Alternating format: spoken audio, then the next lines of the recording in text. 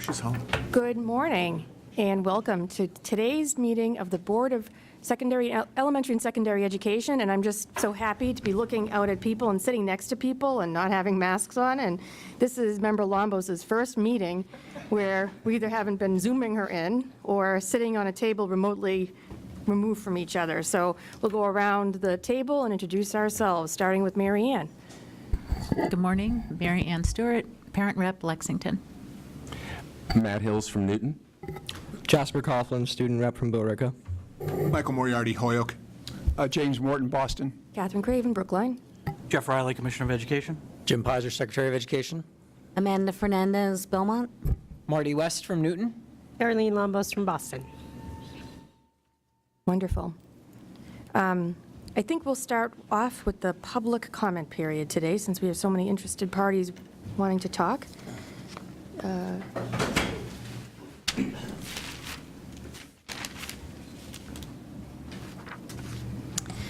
First, I'd like to call up Senator John Cronin, who wants to talk about career and vocational technical education. Thank you, Senator. Good morning, Madam Chair.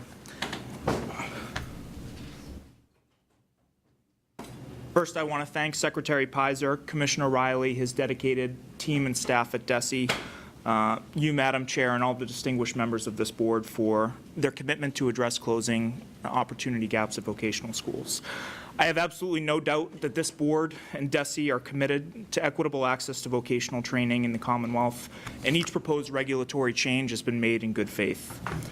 However, I do retain doubt that these modifications as proposed will drive change evenly and with the requisite urgency necessary across the Commonwealth.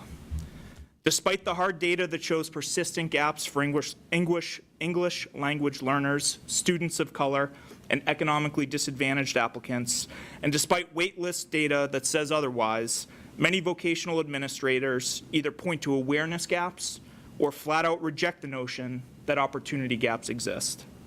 The data tells us all a different story, that the current admissions criteria drives inequitable outcomes. What troubles me is that these proposed regulatory changes grant stakeholders who do not acknowledge current admissions criteria's role in creating opportunity gaps the responsibility to close them. We need this board and DESE to clearly define to school administrators, legislators, and every stakeholder with a transparent, quantitative approach which outcomes are unacceptable. I'd ask the board to consider how the proposed regulatory changes answer three questions. One, what admissions outcomes need to be fixed? Two, what outcomes are equitable and fair and which are not? Three, which outcomes necessitate a lottery? I fear that those answers to those questions vary district to district, board member to board member, commissioner to commissioner, school administrator to school administrator. Until we have clear regulations and standards that provide clear answers to those questions, we are just punting on the hardest questions that surround this issue. I thank the board for their time and consideration. Thank you. Thank you, Senator Cronin. Next up, I'd like to call, we have 4 people wanting to talk about COVID-19 action steps to support schools, students, and families. Kara Sotirakopoulos and her 7-year-old son, I think, are here. Hi. You pronounced our name. That's impressive. I went to school in Boston, and there were a lot of Greek folks that I knew. So. Oh. Thank you. Let me just bring up my talking points. Good morning. My name is, thank you to the members of the board for allowing me to speak today. My name is Kara Sotirakopoulos, and this is my son, Ethan. He's actually 6 years old and will turn 7 next Friday, this coming Friday. I understand that Commissioner Riley sent an email over the weekend that indicated that masks are encouraged but not required for summer school students, and that all COVID measures will be rescinded next school year, rescinded. I would like to thank all of you for making these changes. Thank you. However, I do not believe this communication and guidance is enough to ensure that students will have a school year without masks social distancing, testing requirements, etc., next school year. In my opinion, the commissioner needs to take it one step further and inform school districts that they cannot require masks as they have done in other states, such as Vermont, Texas, and Florida. We have seen districts implement more restricted COVID measures this year, even when DESE guidance did not require such measures. Schools remained remote after Commissioner Riley and the CDC encouraged a return to in-person learning. And schools continued to require masks outside, even when they didn't have to. We cannot allow these types of arbitrary decisions to happen again this school year. DESE needs to state with confidence that any COVID measures are not necessary at this time and will not be permitted under any circumstances unless things drastically change. As parents, we've had our rights completely stripped from us this past school year. As we learned more about this virus, it became painfully clear to many of us that masks on children were not the answer to control the spread of COVID. In fact, we learned that masks could harm children's health. However, we were powerless to do anything about it. We will not let this happen again. The conditions that Ethan and other children endured this school year were unimaginable. On a 90-degree day, Ethan got off the school bus, all the windows open, with a mask on, and told me he was dizzy. He explained that during his 45-minute bus ride home, he was in the direct sun in his seat on the bus. He was sweating, his mask was wet, and he was having trouble breathing. When we got into the house, he was pale, dizzy, and disoriented for some time. This is one of the many examples I have heard from many parents regarding the negative impact of prolonged masking of children, and this should never have happened. No matter what happens in the fall, we know now that masking children and forced school closures, social distancing, and testing in the school setting are not the answer. When you know better, you do better. Doing better means not passing the buck to the districts and allowing them to do whatever they want. Doing better is not allowing schools to require masks. Doing better is allowing parents and guardians to make the decisions about what is best for their child. What is the point of having guidance if districts can do whatever they choose? Do right by our children.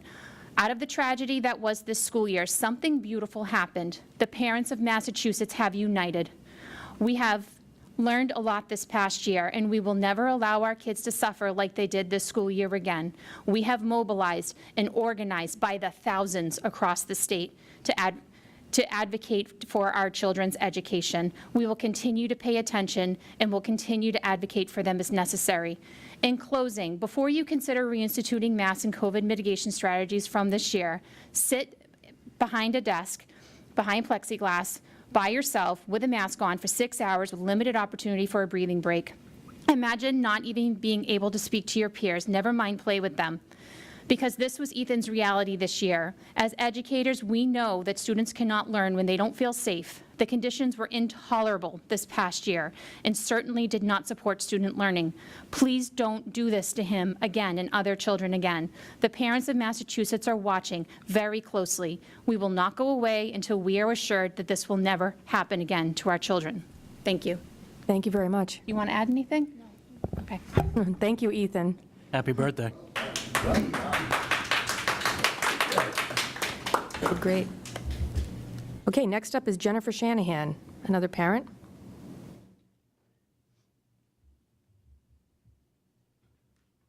Hi. My name is Jennifer Shanahan, and I'm here to share my perspective as a 20-year public school speech and language pathologist and as a mother of 2 children, ages 11 and 9, who lived through the COVID-19 school experience with me this year. It is my job to teach communication. I am blessed to be in a profession that I love. In my school, I have a larger than average caseload to service, and my testing caseload is bananas compared to other SLPs I know. I am often asked why I choose to stay there, and for me the answer is simple. It is all about my students. I spend my days and many of my nights and weekends immersed in how to help children do the most basic thing, communicate. We all rely on nonverbal communication signals to help us understand our partner's message. This includes eye contact, body language, and most importantly, facial expression. I routinely spend weeks establishing rapport and trust with students, and I am thrilled when they do not respond to my words, While they are still working on the words, they have had their aha moment. They've responded to my face, and they've connected my facial expression with my message. This is a communicative breakthrough.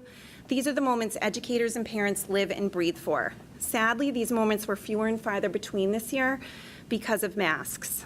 In addition to my professional perspective, I'll speak to you as a mom. This past school year hurt my children. I understand the goal is to protect the community, and I have a great deal of respect for that.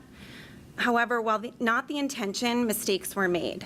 Decisions were left up to individual districts, and in ours, I can tell you, our children were kept out of school for far too long. I do not believe my children would have ever fully returned to school this year if had it not been for this very board forcing superintendents to do so. So I thank you deeply for that, truly. The 2 towns in my regional district had 0 cases of COVID-19 through October and into November, yet my children started the year remote. My high-achieving 11-year-old daughter stopped sleeping. She began worrying about everything and had panic attacks. When school did resume, my son was crying on the hybrid days. Mom, my bum hurts. I am sitting in my seat for so long. They don't let me turn around to see my friends. Conditions were truly unacceptable. My children were hurt by these decisions so significantly that as a public school professional of 20 years, I did something I could never have imagined, and I pulled my son out of public school and sent him to private school, where he was allowed to attend school 5 days a week. Our son says he never wants to go back to public school. Please understand that when this board allows for any interpretation of recommendations, you leave the children of the Commonwealth at the mercy of individual superintendents and school committee members. This leads to unequal enforcement of rules. Parents are deeply concerned that superintendents will again require masks if given the opportunity. Do not let this happen. The American Academy of Pediatrics has clear data in their most recent report. Children are at such minimal risk for COVID-19. There is much talk of new variants in the news. All the data indicates that while new variants may be more transmittable, they are no more severe in their symptoms. So what are we afraid of at this point? I'll be very brief. I'm a speech therapist. It's really hard for me. Our children are safe in school. Our teachers, cafeteria workers, bus drivers, and other support staff who want the vaccine have long had the opportunity to take it. Last year, some mistakes were made, and those mistakes hurt my students, and those mistakes hurt my children. As educators, we tell children all the time, it's okay to make mistakes as long as we learn from them. Please, let's lead by example. Let's admit our mistakes and write clear guidelines that allow children to go to school without masks so they can fully access all facets of verbal and nonverbal communication. It is imperative that you make clear that there can be no interpretation of your regulations. I want to thank you for your time today. I greatly appreciate the opportunity to speak. Thank you so much for your testimony. Next up, I'd like to call on John Heroux.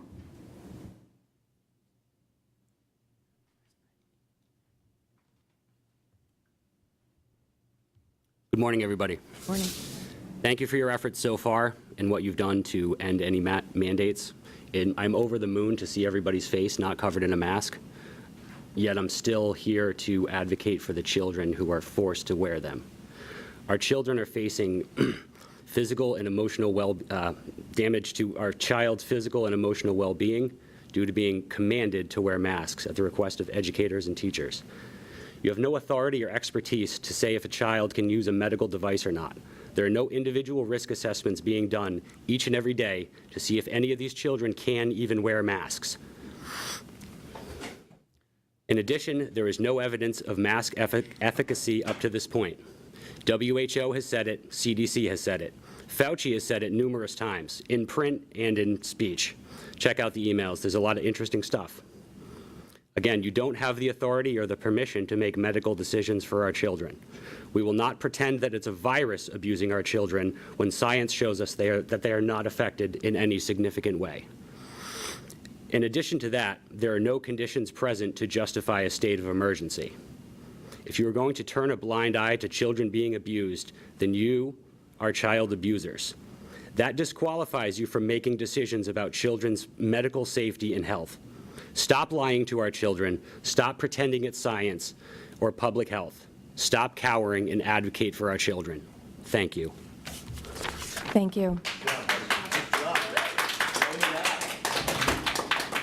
And the last person who signed up for public testimony is Jacqueline Pelletier, a parent.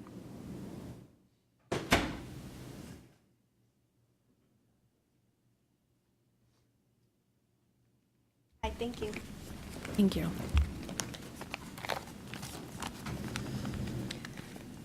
Thank you for allowing me the opportunity to voice my concerns also regarding masks on children in Massachusetts in the classroom.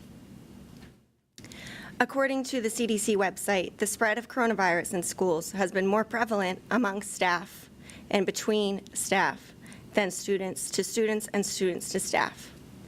Teachers, administrators, and other support staff in schools have had the opportunity to be vaccinated if they've chosen to. And therefore, our children, the students that you serve, no longer need a mask in the classroom. Thank you for making hard choices for our students this year.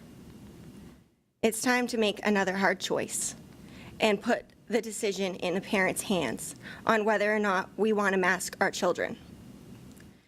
The children of Massachusetts deserve clear direction from adults so they can be successful, free from anxiety and uncertainty. We need to respect our children.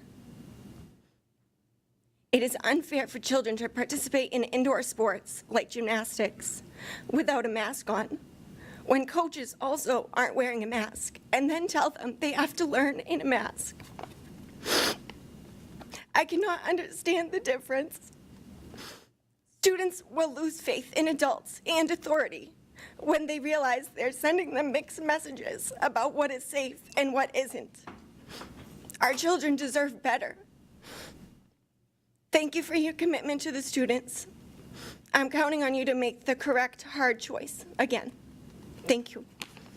Thank you so much.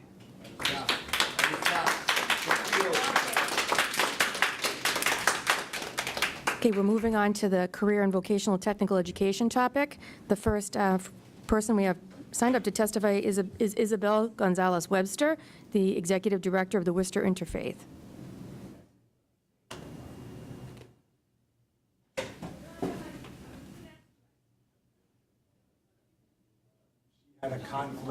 She had a conflict and cannot come. She had a conflict. Okay. Child and medical response. Okay. I'll move on to Cassie Infante, who's a Lawrence School Committee member.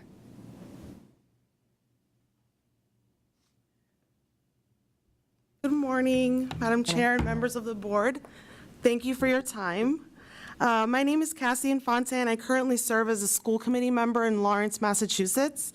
And I'm here today in support of the Vocational Education Justice Coalition.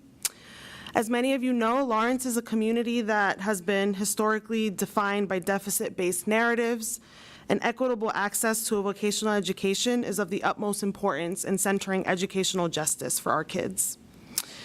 Data analysis reveals that rather than enrollment disparities by race, income, disability, and language within regional vocational high schools being a localized problem, disparities are in fact a problem in almost every single regional vocational high school in the state.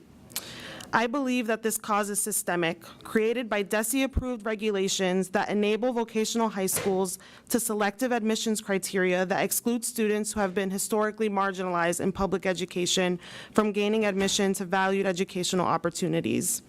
The state has created, whether intentional or not, a discriminatory policy that is race-based, income-based, language, and disability-based. This policy decision bears great consequences and a responsibility to amend if we are to live up to our standards of equity and racial justice in education. As you know, this issue is compounded in gateway communities like Lawrence, but lesser known are the stories behind this disparity, which I would like to share.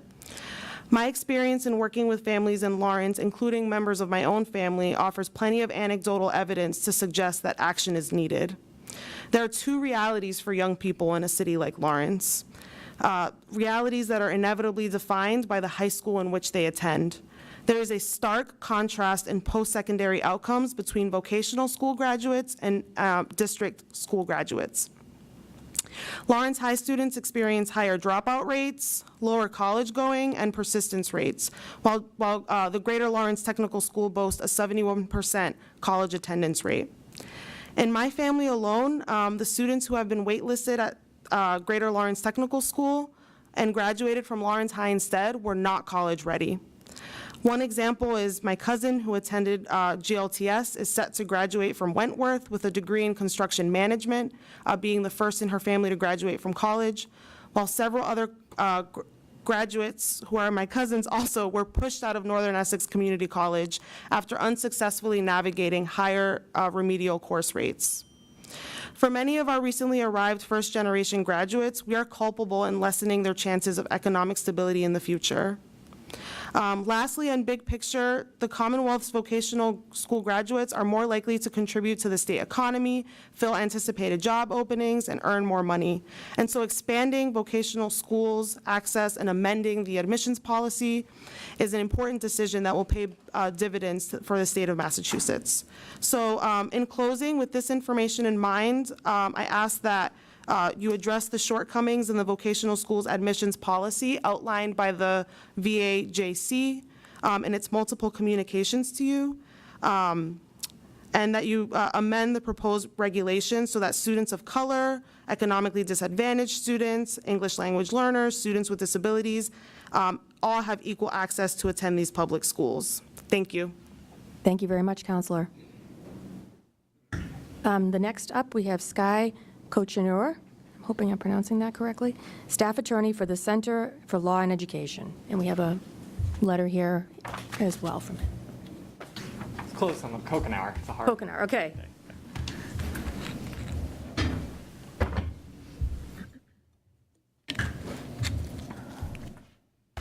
My name is Sky Cochinur, and I'm an attorney at the Center for Law and Education and a member of the Vocational Education Justice Coalition. The department chose to adopt almost none of the coalition's proposed changes in its extensive submitted public comment, and it is increasingly clear that the department has failed to accurately articulate the meaning of the civil rights standard and to ensure its rigorous and consistent enforcement. Oh, sorry. My apologies. The board must act today to ensure the regulations eliminate unnecessary barriers to participation for all students, including for students of color, students from economically disadvantaged families, students with disabilities, and English learners. The only submitted comments that were not provided to the board and public were those of the coalition, until we discovered the omission and notified the commissioner yesterday. A problem that was greatly compounded by the department's analysis of public comment, which mischaracterized the coalition's lead recommendation and failed to identify altogether, let alone address, some of the coalition's other most extensive recommendations and analysis. The coalition's lead recommendation properly clarified the term criteria that have the effect of disproportionately excluding persons in protected classes. This language from the civil rights standard goes to its heart.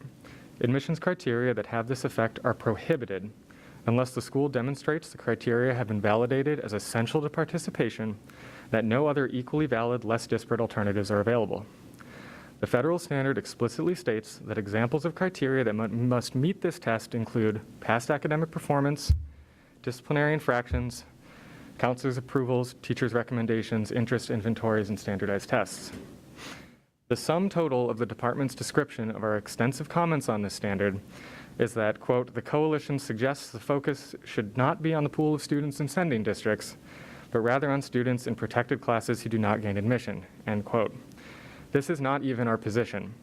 In fact, our comments are explicitly focused on the pool of students in the sending districts and whether the criteria disproportionately exclude students falling below, regardless of whether they apply and get rejected or do not apply, understanding their prospects of being rejected are all but assured. In contrast, the department has suggested that it will be looking at after-the-fact comparisons between who applies and who gets admitted and whether the admitted students are representative of the district's sending localities. The department also failed to identify and respond to some of the coalition's other most extensive proposals, including clarifying what it means for validation to be essential to participation, and eliminating the rank ordering of students, a practice that is plainly inconsistent with the standard on its face. The department has also left unaddressed the coalition's comments, including what should be submitted to the department around the admissions policies. The department instead allows superintendents to attest they are following the law rather than doing what the law actually requires, demonstrating and not merely attesting that they have validated any criteria as essential to participation. On behalf of the coalition, I respectfully implore you not to approve the department's proposed regulations as they stand, unless and until the coalition's proposals, which are entirely consistent with the law, are adopted. Thank you for your time, and I'm happy to answer any questions the board may have. Thank you very much for your testimony. We have two more members of the public that have signed up. The next one is on item 8, which is the proposed amendment to the competency determination regulations, and item 10, the annual performance evaluation of Commissioner Jerry Moroz.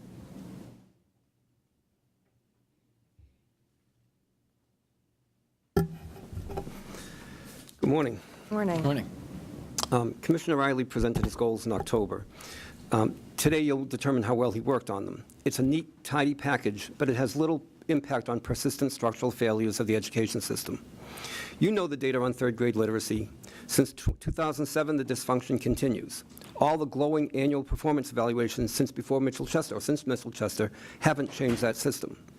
Evaluate the commissioner on his goals today, but create incentives and political support for him to disrupt the system for meaningful change. It doesn't happen otherwise. You'll also vote today on what amounts to a charade of a competency determination. It was largely irrelevant from the beginning. Schools simply graduate some students from high school, while the data shows that they barely achieve at the level of the 8th grade learning standards. When you let schools off the hook, you perform no favors for struggling students. Children rely on this board to lead the commissioner and the department to perform in areas that fail them. You have power. You can make change. You need to become more than a rubber stamp or an apologist for the intractable education system. The gifted study report was completed in June 2019. 2 years later, the commissioner hasn't implemented any of the basic recommendations. COVID provided many opportunities to signal schools that they need to value their advanced learners and help them grow too. The guidance issued signaled the exact opposite. It gave policy cover to schools. In fact, the signals convinced schools to ignore, neglect, and abuse advanced children more than before COVID.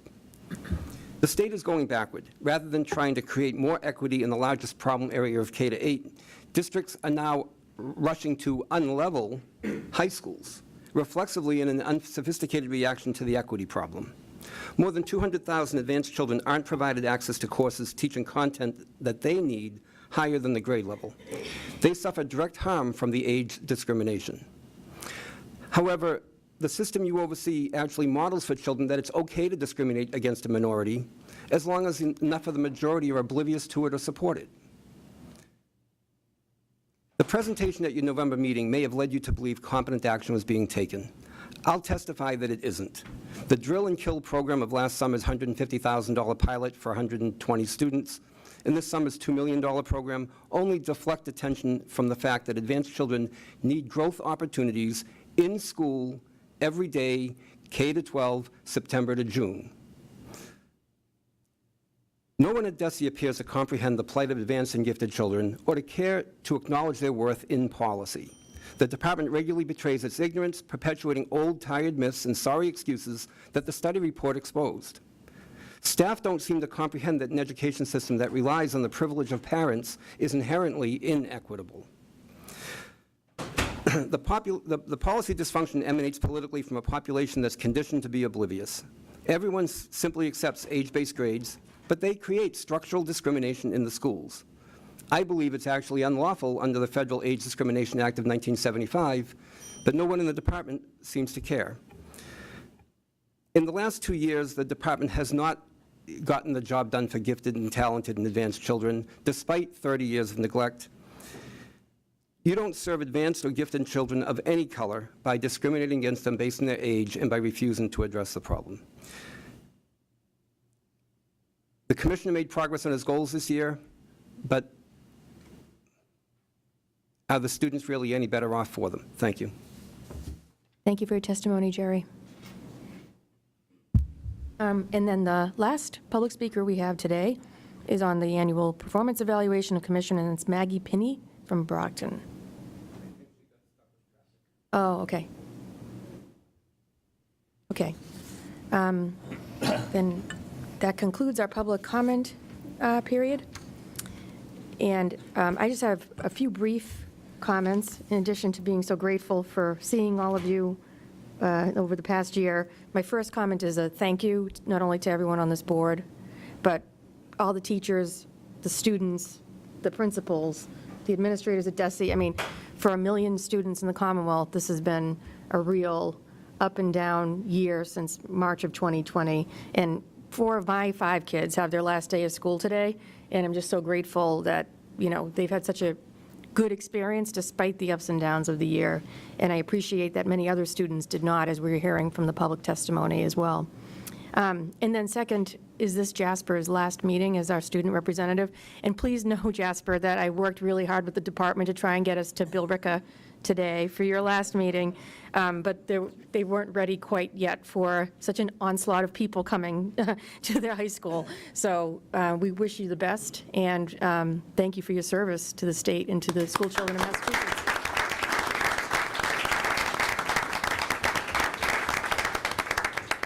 Thank you. Maybe my last meeting, but it was my first meeting getting here without GPS, so it really feels like it's still my first meeting. And it's actually my first meeting really seeing you, so. And then I'd like to have 2 agenda items relevant to committees.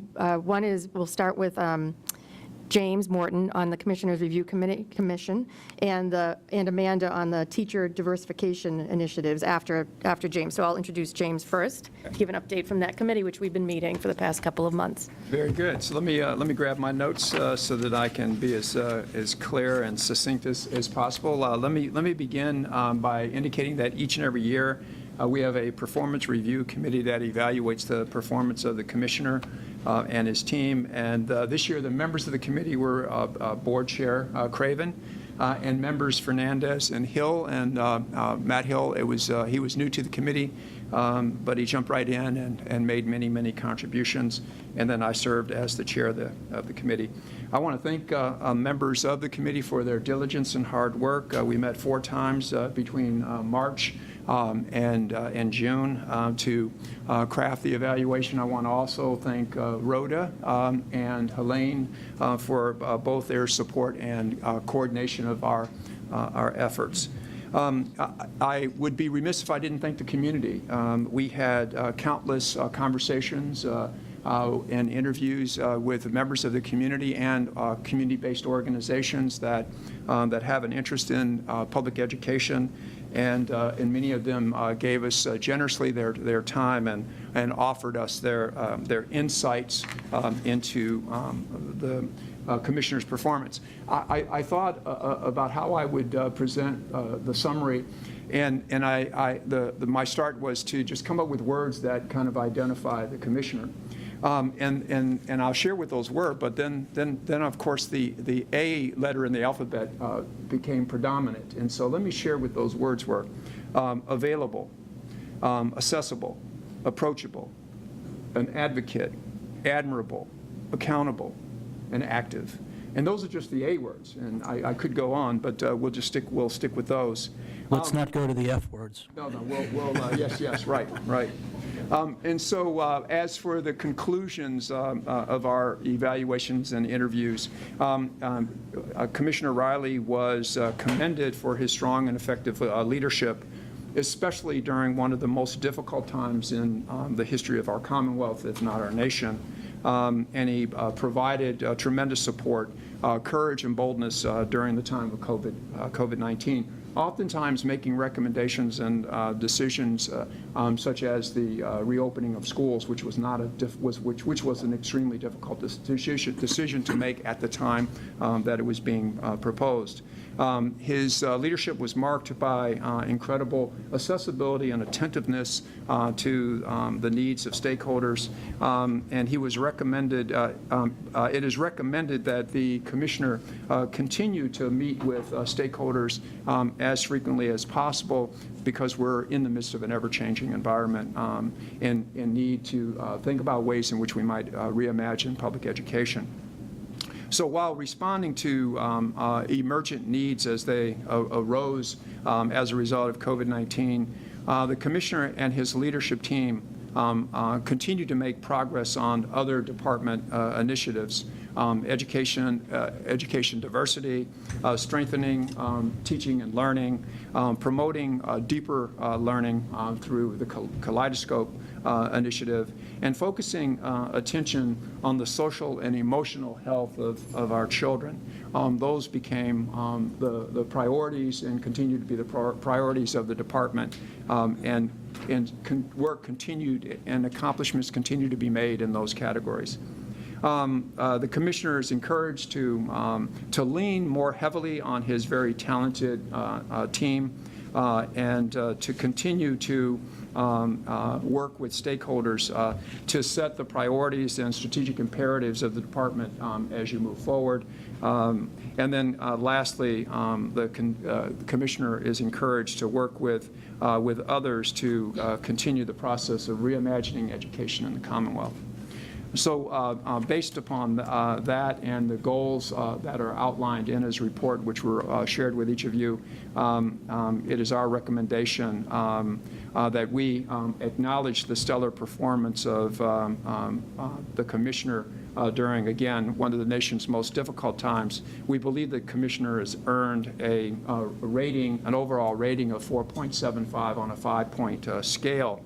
And as to the commissioner's compensation, that issue will be left for future determination, which we hope to make within the next few weeks. And so with that, I'll bring my comments to a close. Again, thank the members of the committee and entertain any questions or comments members of the board might have. Any comments, questions? One. You're fascist. You've been oppressing the students for a year and a half. Excuse me, sir, please. We ask for comments from the board members. Please don't disrupt the proceedings.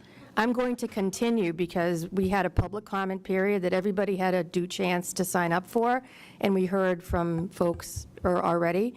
And any kind of comments in writing that you want to submit, we will be willing to read later on. Thank you for coming today, and I hope that you don't continue to disrupt the proceedings because it's very distracting, and we've already heard from the public comment period. Thank you. I would like to go on, though, to say that I talked to Chairman of the Board of Higher Ed, Chris Gabrielli, this morning, and we have a similar question as we've been talking to Secretary Pizer about sort of the compensation and the amounts of increase that are sort of being bandied about. So that's why Vice Chair Morton doesn't have a firm recommendation for a salary recommendation at this time. But I think with your forbearance, we will be getting back to you, and my proposal is to have the Commissioners Review Commission meet again to discuss that, knowing that it will be in line with what the Commonwealth's leadership is getting. So thank you very much, James, and no comments from the board members. I should have specified that. I've never had that happen before, but thank you. And then moving on also, Paymon. That's fine. Okay. Oh, do we have a motion? Yeah, we do. Okay. We have to approve the determinations of the review committee. But Payman, did you have comments? I want to make sure you get. I'll wait till a little bit later. Okay, all right. So hearing no further comments, can we have someone on the board move the motion that is before you for the approval of the review committee's determinations? Enthusiastically moved. Second? All right, we got Pat. All in favor? Aye. Aye. No longer we do have to do the roll call. Perfect. Thank you very much, everyone. Thank you. Thank you. And then I'd like to move on to Amanda Fernandez, Member Fernandez, who is the chair of our board Teacher Diversification Committee. I just wanted to also give some thanks to Ventura Rodriguez, who prepared for me in an overnight fashion a very brief for the White House, which has put teacher diversification into a new level with a new amount of spending that the federal government really has never done before. So right now, that memo and our results are under review, and we're hoping that there's a way that some of the best practices, I think this is one of the first boards of ed in the United States that's had a separate committee dedicated to the topic of diversifying teachers. And it's been a very low-cost and high-impact way of getting something, moving the needle on something that's been a persistent problem in Massachusetts. So Amanda, I'd like you to update the board. Thank you, Chairwoman Craven. It's my pleasure to give an update on the work of the Educator Diversification Committee. And I as well want to thank Ventura Rodriguez, who's leading the work, as well as his team. We've seen a lot of shifts in the last couple of years and the focus on diversifying the educator workforce. So and it's great to see that that work continues and will be a priority of the department moving forward. So a few of the key areas which are opportunities that the department is pursuing that I want to highlight. These are things we've heard before, but I do want to raise these as continued areas of opportunity. The first was an update on emergency licensure. As we know that that opportunity will continue through the rest of the next school year, and the department will be paying close attention and monitoring sort of what we're seeing in terms of outcomes of the educators who are under emergency licensure, but with a particular focus on the opportunity that as a result of emergency licensure, we're seeing a dramatic increase in the representation of who is on those emergency licenses. And that presents itself as a really, I think, interesting and unintended positive consequence of what's possible when we can provide opportunities to educators under emergency licensure and continue supporting them. So I'm excited to hear what the continued updates are on that and reporting out from the department. The second piece was around the MTEL pilot update and the work that the department is doing to identify multiple pathways to MTEL. And so we went through the different options that the department is pursuing, and I believe that a vendor is currently under review or solicitation for vendors to be able to evaluate over the next 3 years the MTEL pilots. With that said, it's important that those MTEL pilots, that we don't wait 3 years, and that we do get continued updates on progress on what those pilots are yielding. So again, another opportunity. It's been one of the top issues that's been identified for years by advocates, the obstacle of MTEL. And so I'm really happy to see that we are pursuing these alternatives. The third piece was a legislative update. There is policy that is in the legislature right now, the Educator Diversity Act in particular. The department is monitoring that, working closely with the legislature as well as with advocacy groups to advance some interesting policies that could also be part of the solution of removing obstacles to more educators of color pursuing the profession. The last piece was around the work that DESE is doing and guidance that they are providing to districts regarding the ESSER funds, and how they are working with districts to incorporate into how they will be using their ESSER funds in support of educator diversity in their districts. So these were 4 topics that we went through, and that I feel confident that the department is paying close attention. We'll see frequent updates, and we'll see hopefully some bright spots that come out of these different areas. Thank you, Member Fernandez. I would be remiss if I didn't congratulate the work of the department and the Department of Higher Education jointly on their work on early college. This has really been something that was born out of 2 boards coming together and driving an agenda here that has really changed opportunities and opportunity pathways for kids in Massachusetts. It's been, I think we had how many new programs, 5 or 6? 5 the other day. 5 approved last week. And this is really one of those situations where we're seeing the results in real time. unlike other things where you have to wait for longitudinal data. So I'm really proud that the department is involved in this effort. And going forward, that there can be more opportunities for kids through the early college program. That wraps up my agenda. I'd like to go to Secretary Pizer. Thank you, Madam Chair. I'll be brief, and actually, I really just want to comment on Vice Chair Morton's report with regard to the Commissioner's annual review. I've had the privilege of observing the Commissioner up closer than I have had the opportunity before on an almost daily or hourly basis. We've been in communication on a variety of issues in this unprecedented and hopefully never to be repeated year. And this, his job is a 24/7 job before this happened. And if it were possible to have more hours in the day or more days in the week, he would be filling them all with a variety of crises as well as ongoing demands of his job. And he has never wavered from that commitment and that responsibility, regardless of what it takes. And he has been, in particular, skillful at balancing competing interests and priorities, both on the education side and on the public health side, which, of course, was never part of the job description when he came on board. And throughout the last year or more, he has been, I think, very both wise and aggressive in making resources available to the field to meet the most critical needs that they were facing, in particular in advance of other federal funds being made available to them, and has also used those funds to create incentives for effective practices, both from an educational point of view, but also including programs like the First in the Nation COVID testing program that was put in place this year, which had a tremendous impact on our ability to bring students back into school, and which ultimately, again, occurred under his leadership. And at the same time, he recommended policies to create the flexibility in the field that was necessary for schools and districts to operate under these truly unprecedented and difficult circumstances.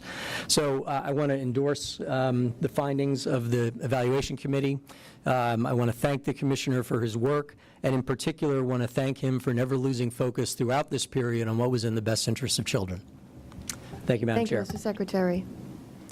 And I think the last item on the pre-agenda here is comments from the Commissioner, but I think Jeff is going to be... I'm going to pass till agenda item 1. Yeah. Okay, very good. So approval of minutes. The first routine business item is the approval of the minutes of the last meeting. Do I hear any motions? So moved. Thank you. Second? Second. Any comments, discussion, changes, You clarifications? excluded the public from the last meeting. Why did you cancel the special? I would just like to make a note to audience members that want to talk to the board that I have already informed you that we had a public comment period. I would like you to submit your comments in writing. We have heard what you said, and we heard you at the last meeting as well. And if there are any other disruptions, we really have the public's business to conduct today as well. So we would like to have the civility to conduct that business. And I will have to make a change to the audience if the disruptions continue. And I appreciate your helping on that matter. Thank you. I think I will ask, Madam, please.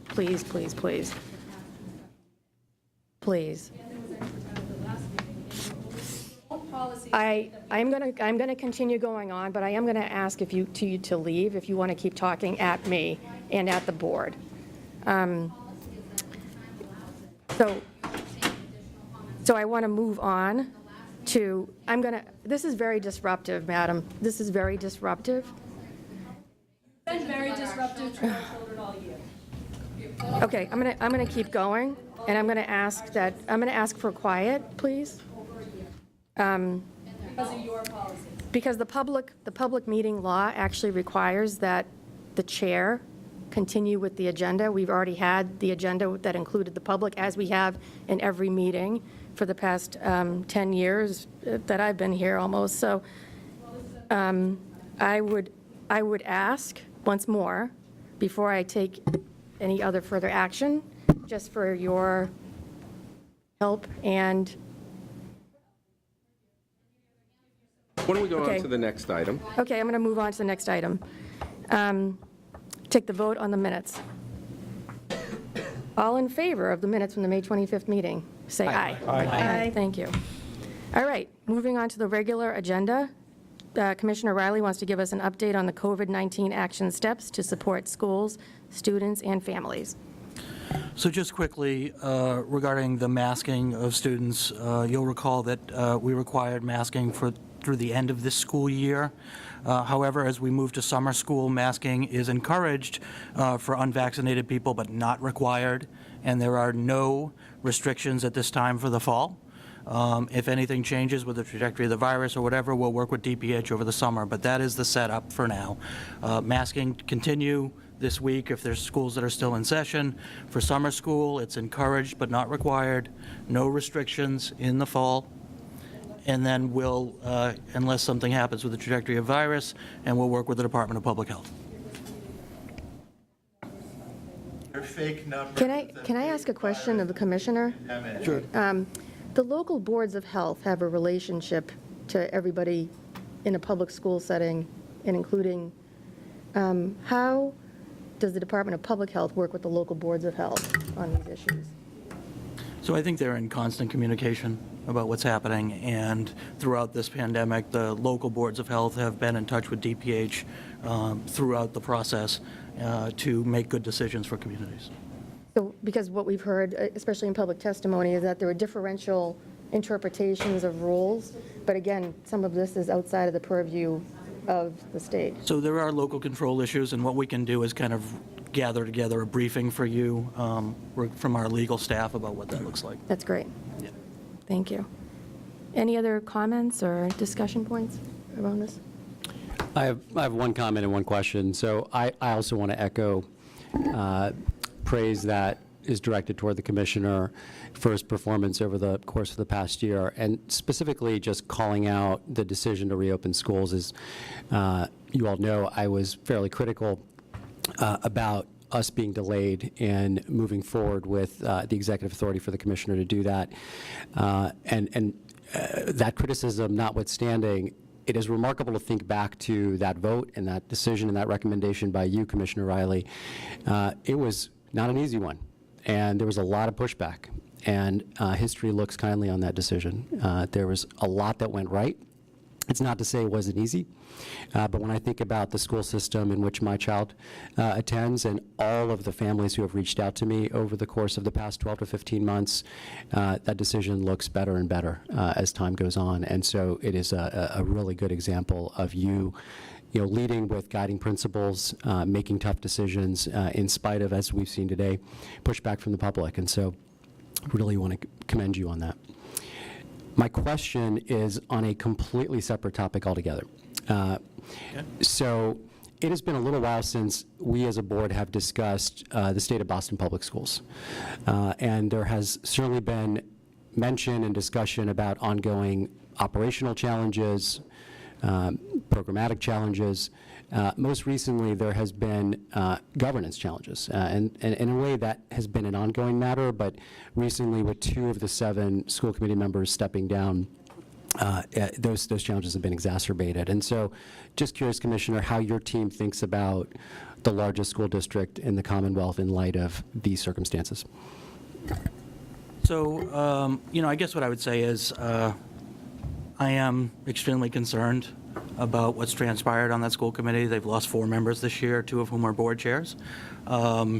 And as the state, we have a responsibility to kind of oversee what's happening there. And the fact that there's nearly $500 million, I think it's $430 million that are coming in ESSER funding, makes me nervous about what's happening in Boston. I think my team will be exploring the possibility of maybe temporarily freezing like ESSER 2 and 3. I wouldn't want to freeze ESSER 1 though. I mean, because I think we've got to make sure the district has the funds it needs to open successfully, particularly around health and safety, right? And so we're going to explore it, but I also want to see this board stabilized. And this is no reflection on the acting mayor, certainly. She inherited this issue. But it's, I think it's fair to question how such a diminished board could make such a substantial decision, this once-in-a-lifetime opportunity for children. And so we're going to wait and see and look at the stability and what happens with that board. Thank you. Any other questions on this topic? I know we should move on to the We should move on. CVT and E. Moving on to career and vocational technical education, the second item on the agenda, we're going to have a discussion and vote to adopt a final regulation. And I invite up Cliff Schwang, Elizabeth Bennett, and Caitlin Luby to discuss the proposed amendments. So, thank you, Madam Chair. I'd just like to set the table, and then we know this is going to be a robust discussion, so we brought in kind of the experts to answer your questions, but... Can you, can you put the mic a little closer, please? Oh, sure. Thank you so much. Sorry. That almost never happens to me. We have been out of this. So I think people know when I came in 2018 that there were some things that were top of my mind for priorities, some of which we've talked about: engaging learning, deeper learning through Kaleidoscope. We went to the Kairos conference. Diversifying the teacher corps is really important to me. The social emotional health is really important to me, and this issue of fairness. And one of the issues of fairness to me was what was happening with vocational schools at the time. And so before many other people took up this issue, we at the board have been working on it to look at our regulations to figure out what we need to do to fix them so that opportunities are more fair for children. And that's what we're here to talk about today. As background, you guys know that in February of 2020, we recommended kind of the adoption of Phase 1, the regulations that strengthen program quality, licensure, create new programs, and require schools to report their waitlist data. And that was more simplistic, I think, than Phase 2, which is about vocational school admissions, what we're here to talk about today. And so for the last 2 years, we've been collecting data here at DESE and analyzing it, meeting with stakeholders, including schools and programs, students and families, industry leaders, community organizations, and advocates. The board has reviewed the data on admissions at the February 22nd special meeting, and then we had another meeting on April 20th to send the proposed admissions regulations out for public comment. Today, I'm presenting an amended version of those regulations that include changes in response to the public comments we received. A yes vote today means the admissions regulation will go into effect this school year and will affect students applying to CVTE programs for the 2022-2023 school year. So what does the proposed regulation do? It directs districts offering CVD programs to develop data-informed admissions policies, to promote equitable access, comply with state and federal laws and regulations, and receive annual approval from the district school committee or board of trustees. It clarifies DESE's authority, and I think this is key, to intervene in cases of non-compliance, and in such cases to order changes to admission policies that may include requiring a lottery. And I want to kind of go off script here on the notes and say, last year, we gave the vocational schools an opportunity to make changes, and we didn't feel that they had done a substantial enough job in doing that. And so today, we're asking for the authority to intervene, if necessary, to make the children, to make sure the children get a fair opportunity. And then lastly, it improves the access to information about CVTE for students and families. This is another important point, and something that I brought up to my superintendents on my last call, that it's not just the vocational schools that are going to need to change. The sending districts need to allow the children to have greater access to the schools, to see the vocational programming, to go on the tours, and that is something else that we want to do and ensure that we make sure that districts do. Okay, so how do we make changes today based on the public comment? I think people saw that we added a definition for minor behavior or disciplinary infraction to mean anything other than those serious infractions addressed in state law on suspensions and expulsions. And here we're talking about 37H, 37H and a half, and 37H and 3/4, which is about expulsion or suspensions exceeding 10 days. We felt like that was really important important to clean up that language based on the feedback so that no district could take liberties with that definition. We extended the deadline for schools to submit their admissions policies from August 15th to October 1.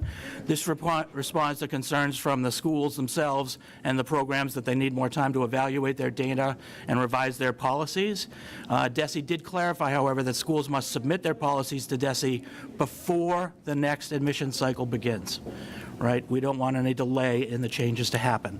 So that's very key. We also added a requirement that superintendents must submit annual attestations to their admissions policy and that it complies with all federal and state law and any, excuse me, I'm sorry, it's hard, and any relevant guidelines issued by DESE or the USED that holds these groups accountable for their actions. We strengthened language concerning compliance and intervention by changing the department's, you may have seen the word may intervene, to the department will take action as it deems necessary to address noncompliance. And so what that means is we intend to be very forceful in our compliance here, and a vote today would allow us to do that, where we've never had such authority before. This also, by the way, what we're asking today would bring us more in line with other states are doing, and I think is a more fairer way. For 20 years, this process has not been touched. We're here today after fairly vigorous analysis and discussions to try to get this across the finish line. Obviously, there's going to be a lot of discussion that people have. That's why we brought our experts up. I think we, really need to discuss this and take a vote, because what we don't want to see is this to be dragged out into the future and miss another vocational admission cycle. So with that, that's kind of setting the stage. And Caitlin Lubin, Cliff Schwang, Liz Bennett are here to answer all of your questions. Any questions or comments from the board?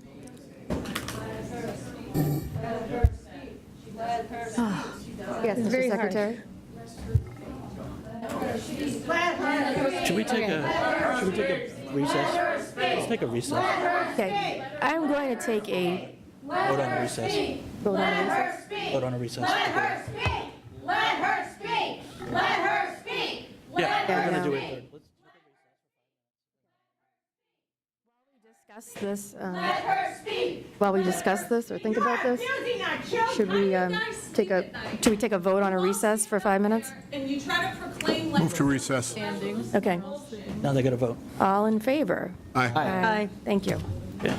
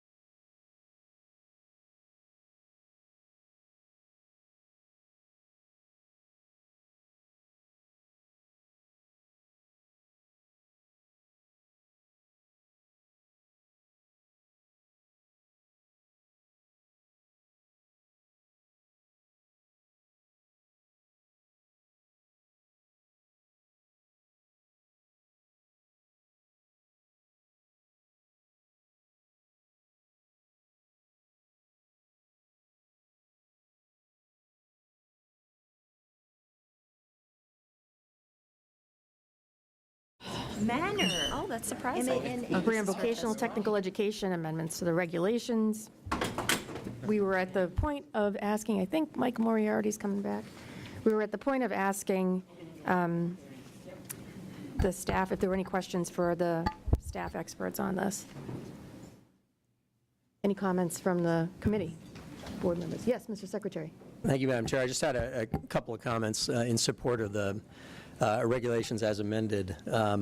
I wanted to note that there are, and the Commissioner already made this comment, that there were some significant changes made as a result of public comment.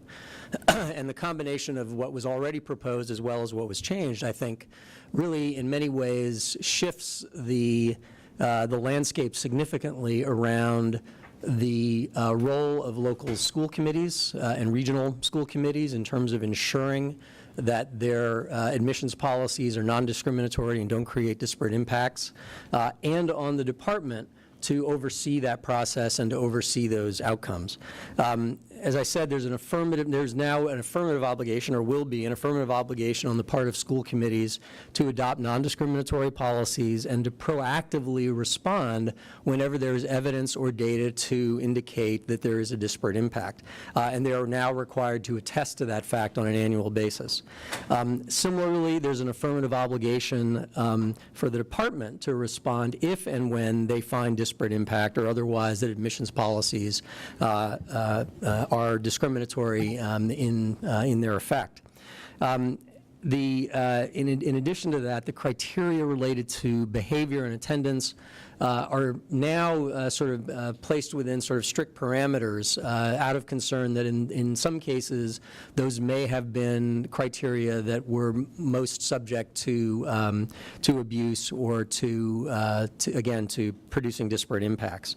So many of these changes, both, again, in the original version as well as in the updated version as a result of public comment, I think move us to a point where both on the ground in the school committees and in the regions and in the districts, as well as in the department, there's not only a heightened awareness, but there are new tools in order to ensure that all students have a fair and equal access to this important and very valuable resource. In addition to that, I want to note that even before this process, and as this process began, as the Commissioner described several years ago, there has been progress made in terms of the diversity of the student population within our vocational technical schools. The growth of students of color has been, over the last 6 years, I think, has been close to 45%, a rate that has exceeded the diversification, if you will, of the student population as a whole across the state and in those districts that are served by the schools themselves. So I think we have been seeing progress. I think we are all agreed that that progress needs to be accelerated and sustained over time, and that's what these regulations are designed to do. The other point I want to make is that some of the critics have suggested that these that the regs, to the extent that they allow admissions criteria to continue to the extent they are found to be non-discriminatory, are inherently contradictory to federal civil rights statutes and standards. And I just think that is simply not the case. Has already been said, these admissions criteria in vocational school exist in many other, if not most other states, including the state of Connecticut, where the current Secretary of Education is from and where he was the Commissioner of Education. And there has been, these criteria and these policies have been in place for many years under USDOE oversight and without objection from USDOE. So all of this is to say that the presence of admissions criteria themselves does not necessarily imply discrimination or disparate impact. It's the implementation of those policies and the details that matter in specific contexts. And that's why a one-size-fits-all policy doesn't fit the circumstances in this particular case.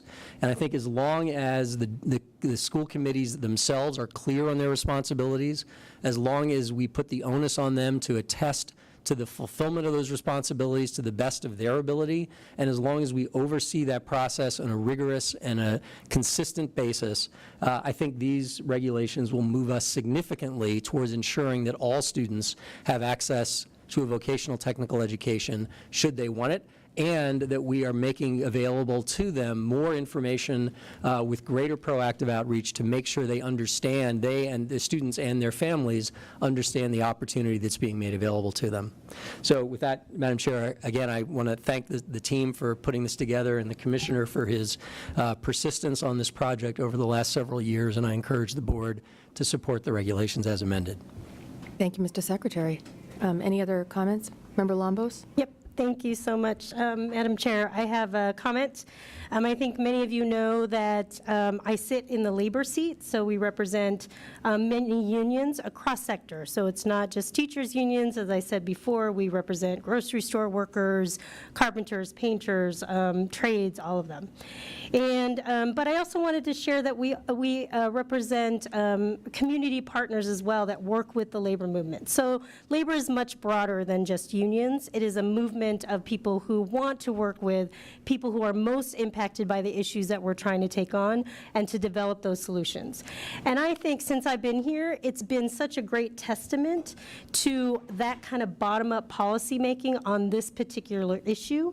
And I've been very encouraged in my time here to see the Commissioner, the board work directly with a coalition, particularly this group La Colaborativa, which is from Chelsea, which I work with very directly, that has people most impacted by this issue, among others, others across the state.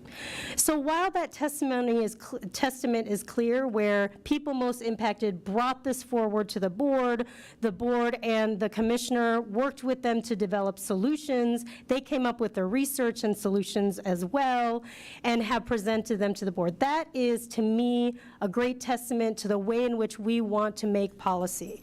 People most affected, again, by the issue that are driving policy, and we did that. Unfortunately, there were a few things that didn't get in, and we know that. I've talked to the Commissioner about that, and I know that the coalition has talked to all of you.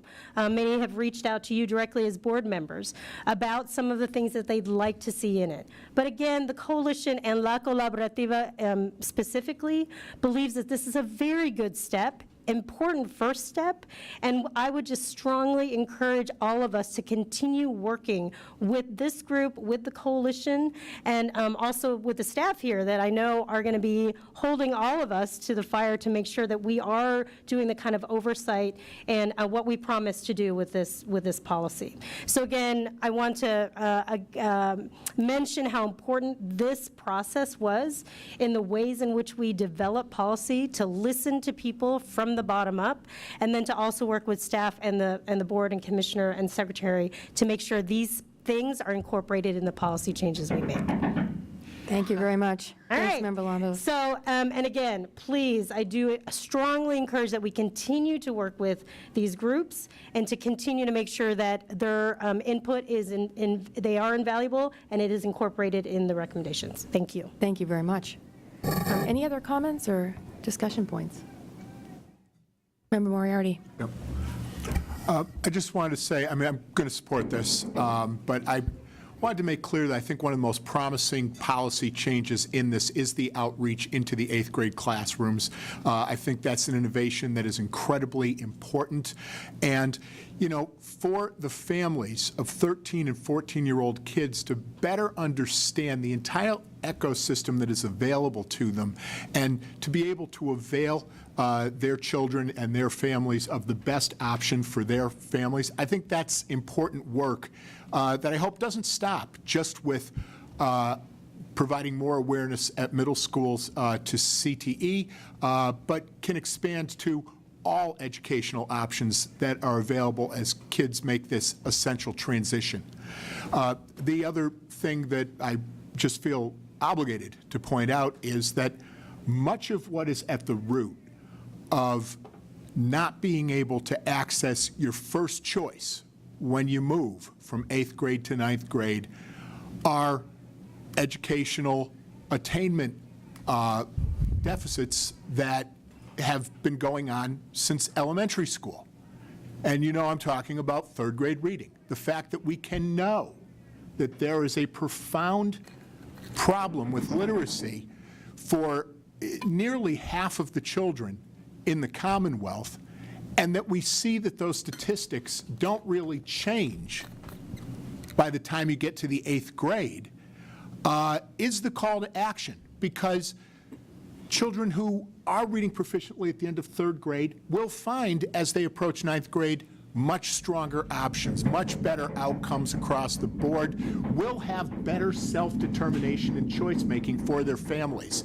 And so, with the level of advocacy, with the support that has gone that has gone into this from so many organizations, I would say to each and every one of those organizations, look at those schools you care about, look at their 3rd grade reading outcomes, look at what can be done at a community-wide as well as a system-wide manner to try to improve circumstances. Look at 3rd grade outcomes as a developmental milestone, realizing that that trajectory is not someone's life destination. It's something that can be impacted, it's something that can be changed, but not if the data is ignored. If you do ignore that data, as I feel happens far too broadly, you then find you're looking for policy changes trying to help kids get into the 9th grade, where I think many more doors would be open if problems were solved much earlier. Thank you. Thank you. Any Member Hills, then Member Fernandez, and then Member Hannaford. I just wanted to say, sort of very briefly, I wanted to thank the three of you, in addition to your whole team, but to Caitlin, Cliff, and Liz for the incredible amount of work you've done. You've been involved with this issue for quite a while. This issue didn't just magically emerge. And what I most appreciate is what you all were driven by is coming up with what you think the right policy is, not what the right sort of political solution or political compromise is. And you listen to a lot of people. There are people on all sorts sides of this issue, not just one. And you heard issues and concerns from the board going back to where we thought you were going in that February Monday night meeting we had. And I think when I just look at where we are now, you've come up with a really good policy. We'll see where we are a year from now. We'll see to what extent you've had to step in. If everything goes just perfectly, that's great.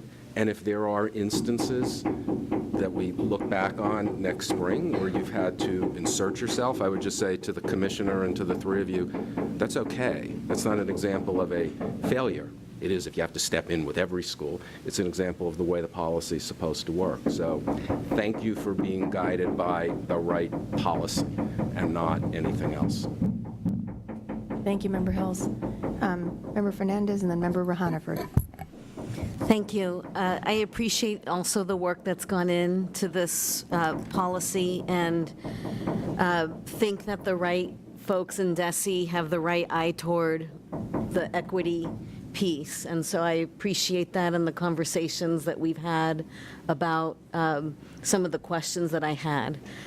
With that said, I want to just highlight a few areas that I'd love for you all to pay particular attention to that came up for me, and where I felt some alignment and agreement with, in particular, the advocacy groups that brought forward some questions and issues. So I do believe that it's a big step forward. I did wonder, is it far enough? And that was a question for me. So while I understand and believe that a yes vote will come from the board, I think the main issue here, as you mentioned, Secretary Pizer, is in the implementation. And the monitoring of the implementation of will be super important here. And I'd love to just make sure that we have assurances as a board and perhaps some very specific timeframes in which we'll hear report outs on how vocational schools are doing relative to the policy itself. That would increase my confidence. And I think long-term, if we don't see the type of change we're looking for, I think lottery should be on the table. The second and third pieces just I want to highlight to pay attention to, at least for me, that would be helpful. The language around, I think King Kong is outside the room here.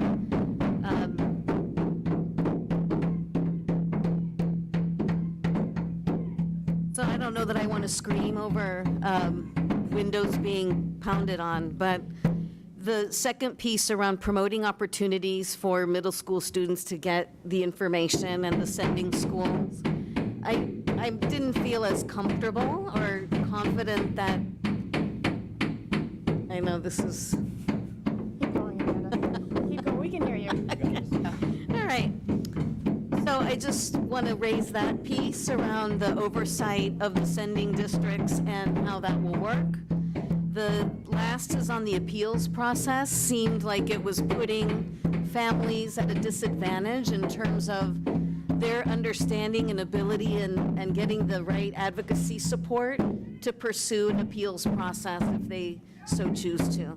So those would be just a few areas I wanted to highlight that I hope to see more information and raising those up where I have more concerns that they aren't as tight as they could be. Member Fernandez, I would just say that we're going to ask for people to stop the banging outside in the hope that that does that. This is such a crucial, important issue for children, and it's about fairness and equity. And we understand that there are some people upset about the mask wearing that had to take place. A little unsure with the mask coming off and not being required why they continue to bang.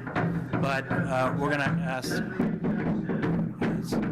so we're going to see if we can provide the order we need to continue on.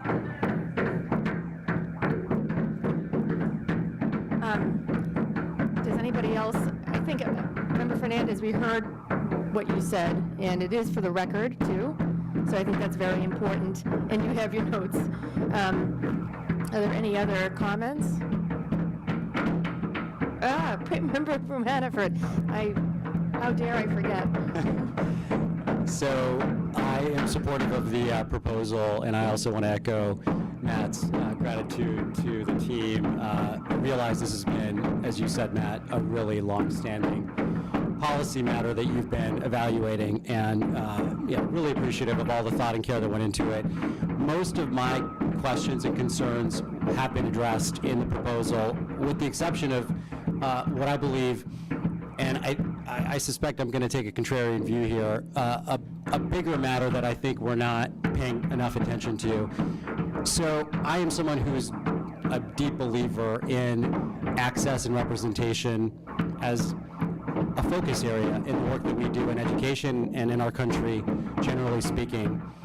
At the same time, I view this conversation about access to be a necessary but insufficient dialogue insofar as it should be a means to an end, and we're treating it as an end itself. And so I'm old enough to remember when the narrative around vocational education was that it was disproportionately skewed toward Black and Latinx students. And now we have the inverse that is playing out today, and nary a conversation around what is driving that dynamic. And I have some relevant experience in this world given my day job, which helps connect 18 to 24-year-olds to career pathways that lead to career mobility. And I saw a lot of this play out in my old job as a superintendent as well, where a lot of the vocational schools in that state of New Jersey, were really more magnet schools disguised as vocational schools. I'm not suggesting that is the case here in the Commonwealth, but I would love to know if the schools that have high demand are actually connecting their graduates to the career pathways that they offer. I've asked for those data. I've seen some survey results, but they're sort of small sample sizes, and there's the sort of word of mouth, and then there's what the data tell us, and I don't really know what the data tell us. And so I would just encourage DESE and all of us to just be a little bit more curious around programmatically what's happening, and are these schools fulfilling their mission? Thank you, Member Hannaford. Any other comments? Member Coughlin. I just want to commend the department for taking this action. I think as I'm sitting here at my last meeting about to leave the Massachusetts education system, this is a vote I'm really excited to take, looking forward to seeing how the department is proactively enabling the success of students of color going forward. I think that's very important, and I'm glad to see that it's something that the board is taking seriously. Thank you. Member Stewart. Turn my microphone on. And just in response to something that the secretary said around Massachusetts following some other states, but I think we have to remember that Massachusetts has not been in compliance with the federal civil rights mandate standard for the last 20 years. So whether or not other states have had, advocacy organizations such as the VEJC advocating for these kinds of things, I don't know. They haven't said so. I doubt that they have. And so it sounds like, with respect to the commissioner's time coming in as commissioner and the coalition coming online with their concerns, the timing was good and the timing was right. So I am also very glad to see the collaborative effort of the coalition with the commissioner and the department working together to bring up a good policy. I don't think we're there yet personally. And so I would like to see a little more. For example, I was just thinking, I was trying to come up with a question because one of my concerns is whether the proposed regulations really sufficiently are clear about what the administrators are supposed to do and find, that apply the anti-discrimination requirements that are incorporated. And so I was just thinking, what if a vocational school is proposing to continue using middle school grades as an admission factor, and as is pretty much universally true for students of color and English learners and students with disabilities, et cetera, they're already having lower grades on average than the overall student bodies in the sending middle schools.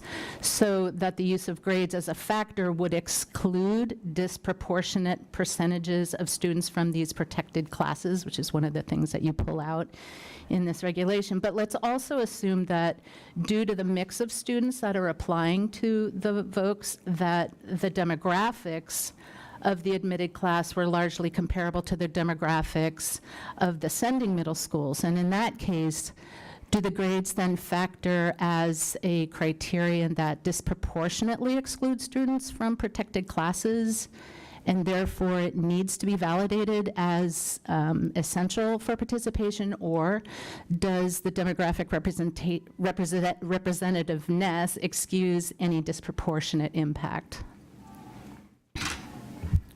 So I want to make sure that I understand your question, but I think what you're saying is if the school itself looks like it's sending districts, but there are, let's say, a greater percentage of students of color or English learners who are applying, would we expect to see more of those kids represented at the vocational school? And if so, what would our sort of intervention policy look like? Is that what you're asking? Well, with respect to the demographic representation and the,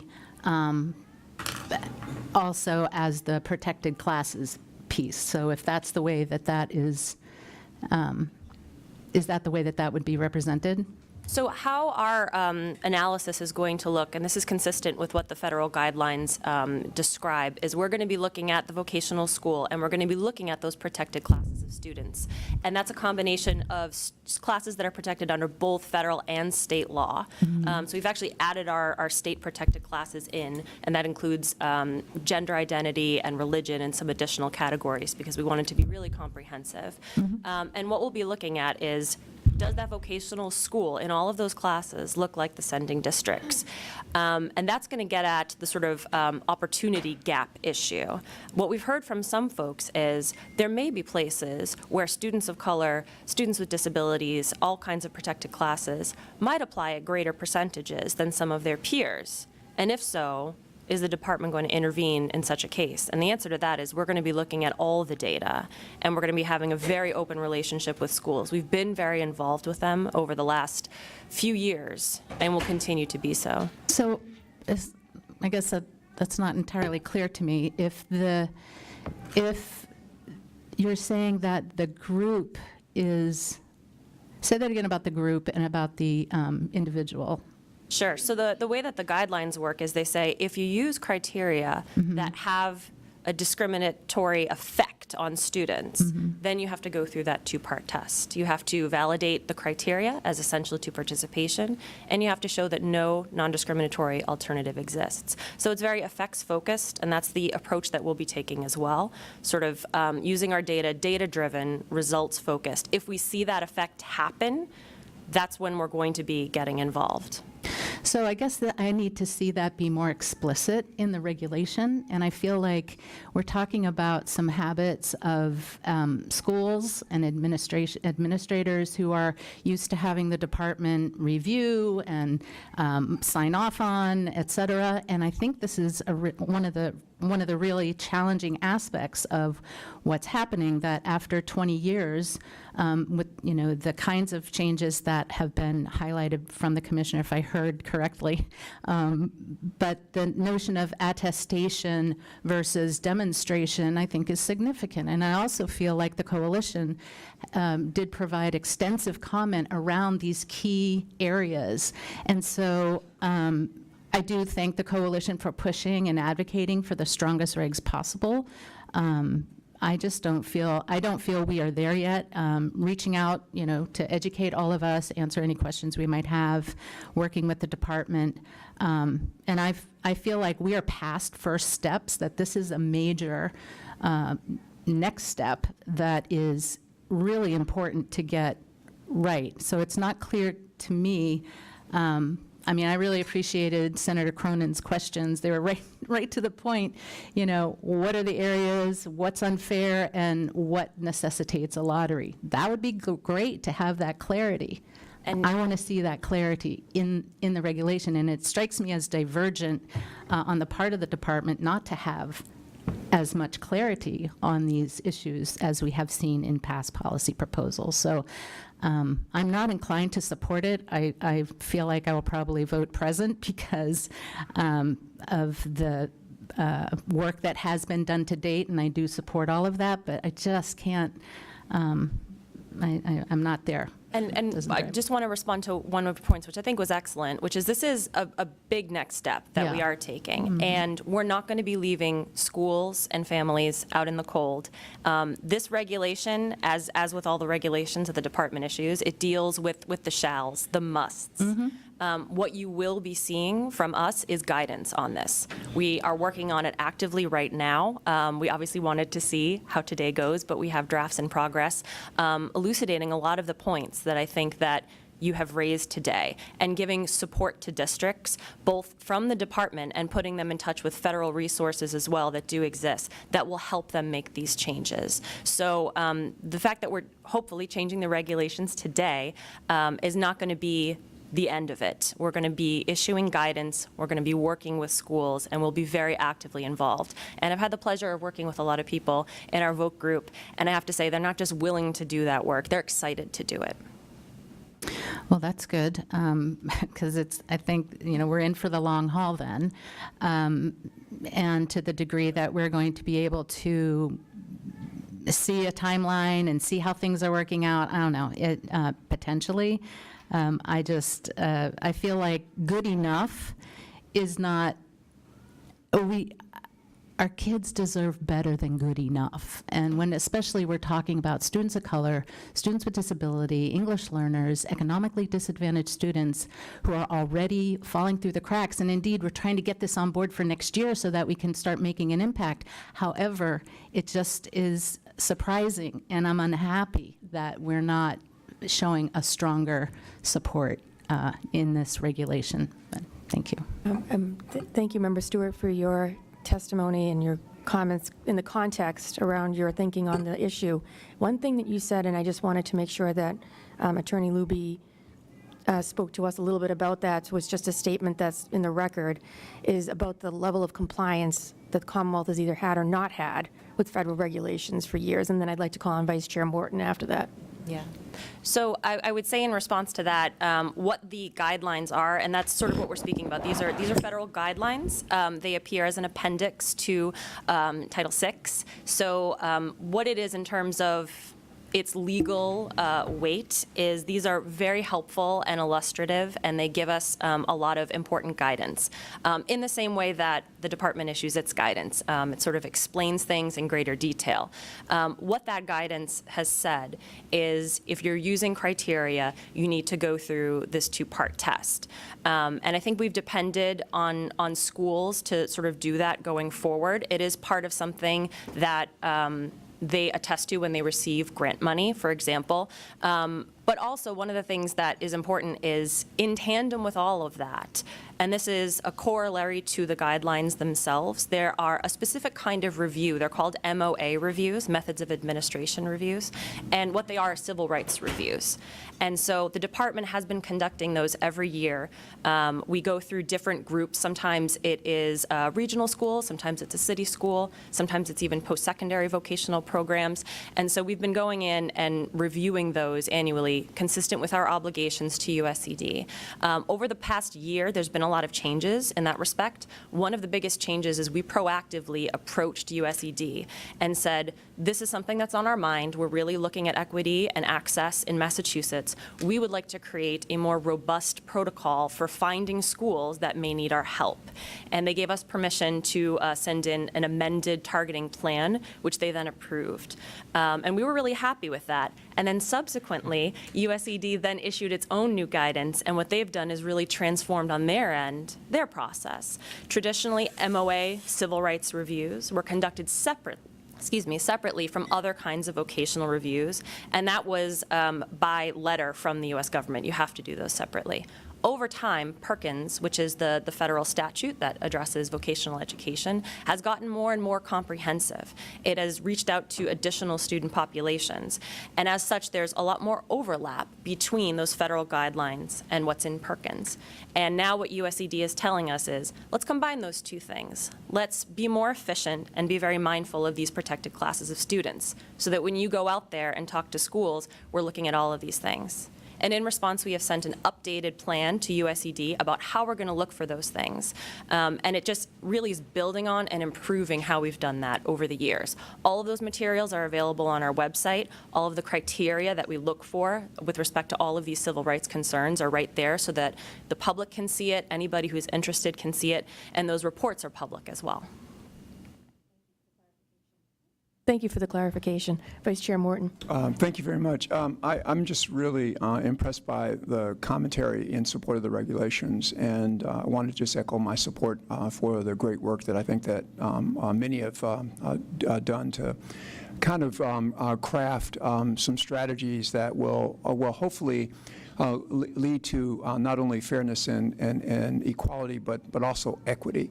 And so as a member of the board, and I'm sure my colleagues would agree with this, we're actually looking forward to seeing what the results are after the first year or two of these regulations being in place, so that at that point we can make whatever adjustments or amendments are needed in order to assure the kind of equity that I think we want for all of our students. And so thank you for your great work in at least giving us somewhat of a wholesome start on creating the kind of equity that we all aspire to see.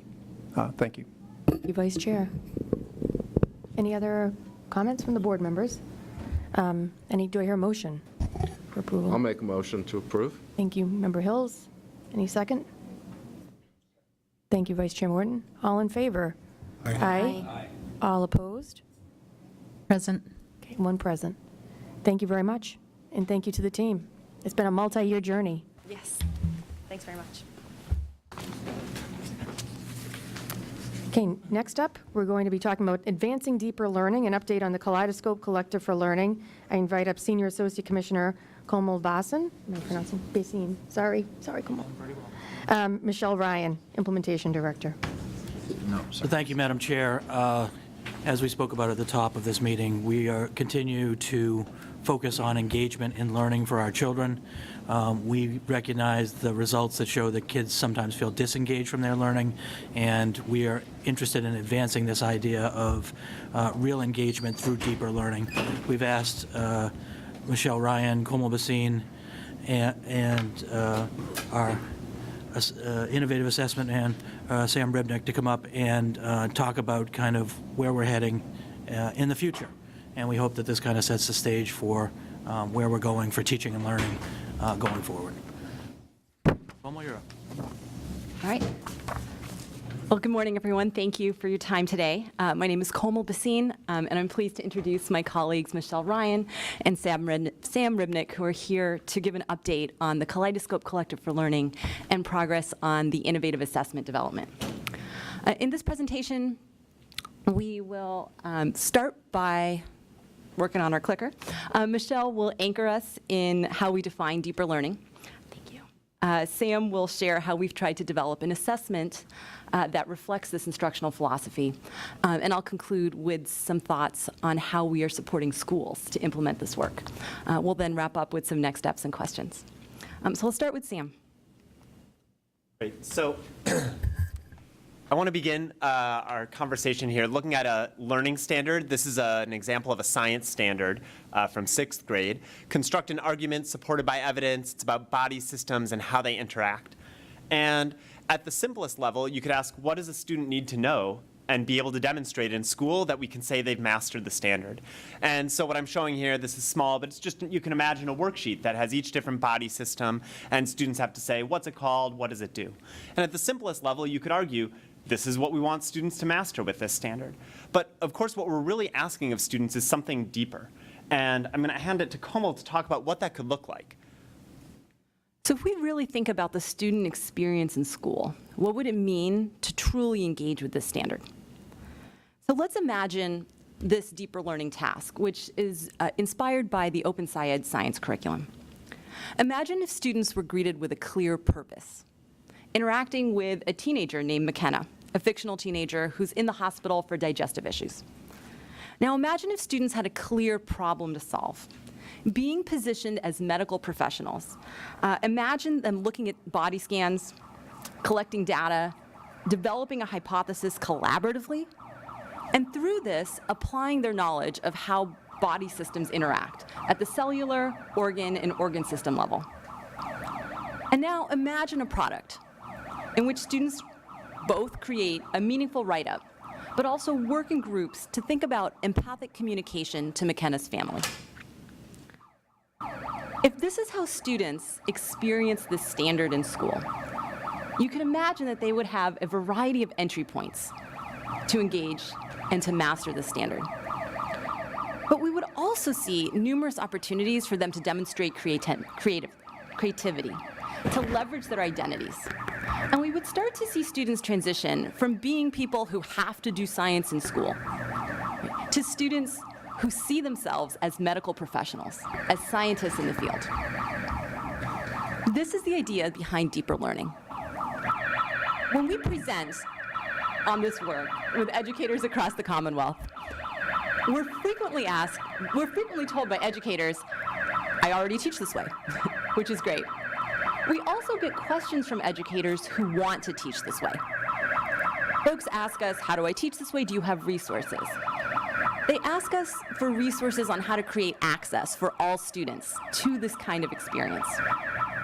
And when we interact with building and district administrators, they ask us for resources on creating conditions that support teachers to create these kinds of experiences for students. What we also hear is when people think about how can I make this happen in my school, the next question that often comes to mind is, what about MCAS? And that's why we're here together today. These questions speak to the value of building a state ecosystem that supports deeper learning. We've got to answer the questions about providing resources to educators, to building leaders, to district administrators, right? And that's the purpose of the Kaleidoscope Collective, to provide instructional and school leadership support for implementation of deeper learning. The other side of the equation at the same time, sorry, I'm a bit distracted. At the same time that we're talking about instructional shifts, we've also been working on this question of what do we need to show in our state assessment that embodies these ideas of deeper learning? And so that's the Innovative Science Assessment project that I'll be presenting on here, which has ways of assessing student learning and getting at that deeper learning, and also reflects the kinds of tasks that we want teachers and students to be engaged in the classroom for deeper learning. So today we'll give you an update on these 2 pilot initiatives, what we've learned, and considerations for the future. But we would be remiss if we didn't thank the members of our team who are not present today. Michelle and I thank our Kaleidoscope team, Kate Callahan, Samantha Garcia, Kate Coleman, and Susie Pham, our colleagues in the Office of Planning and Research who've supported us with program evaluation through this time. We also want to thank the over 100 educators from our pilot teams at our 21 Kaleidoscope schools, as well as their over 10,000 students, as well as community and family members who've participated in our community council to give us feedback over the last year and a half, as well as our partners at TNTP.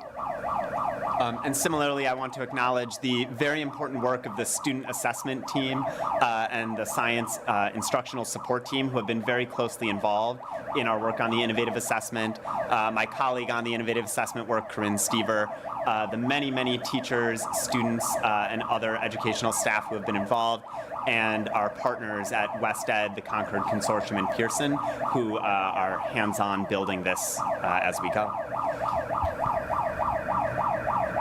So as you are well aware, in our way forward, the commissioner charged us with 3 tasks. First, that was to create clarity in the field. Second was to work with schools to cultivate deeper learning. And 3, to uplift promising practices in the field. Specifically, spotlight champions, study school conditions that really lead to effective implementation for the purposes of scaling. And so to ground our discussion today across just Kaleidoscope Collective for Learning's work, as well as the innovative assessment, I want to just start with a quick summary of how we've been defining deeper learning this past year across both teams.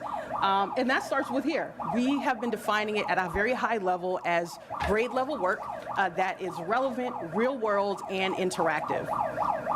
So each of these elements in our deeper learning guidance tool, which unpacks these a bit further, is really deeply infused with elements of culturally responsive teaching. We are drawing on the research here of Dr. John Mehta, Sarah Fine, as well as on the culturally responsive work and sustaining practices work of Dr. Geneva Gay, Dr. Gloria Ladson-Billings, Dr. Diego Paris, and many others as really integral to this work. So we believe it's really important to begin defining deeper learning this way because, as the commissioner cited in Our Way Forward, access to grade level work continues to be a driving rationale for deeper learning. So TNTP's Opportunity Myth Study found that students across the country in general aren't getting access to grade appropriate assignments. High expectations, engaging work, and specifically we're talking here about students from our most vulnerable populations who are particularly at the receiving end of low expectations and denied access to grade level work. It has been seen 6 months additional months of progress made by students when they have access to grade level work, high ratio instruction, and teachers with high expectations who deliver that engaging instruction. So how do we foster that deep engagement? The research tells us that tasks with a deep sense of relevance and purpose can begin to foster that deep engagement. And it confirms that with a high effect size in terms of student outcomes. You've also heard the commissioner speak about the need to prepare students for a future that is a moving target that we don't yet know. And we know that classroom activities that are interactive and foster development of interpersonal skills like communication, empathy, and cultural competence are important for their development into empathetic global citizens, the pursuit of an equitable society, and their workplace performance. I also want to point out we consistently hear this as a very important component from the family groups that we've met with this year as well. And then finally, we know that in doing this work, we have to start out from the premise that deeper learning is for all learners. And then it becomes our job, right, to really reach all learners and create access for our students with disabilities and for our multilingual learners.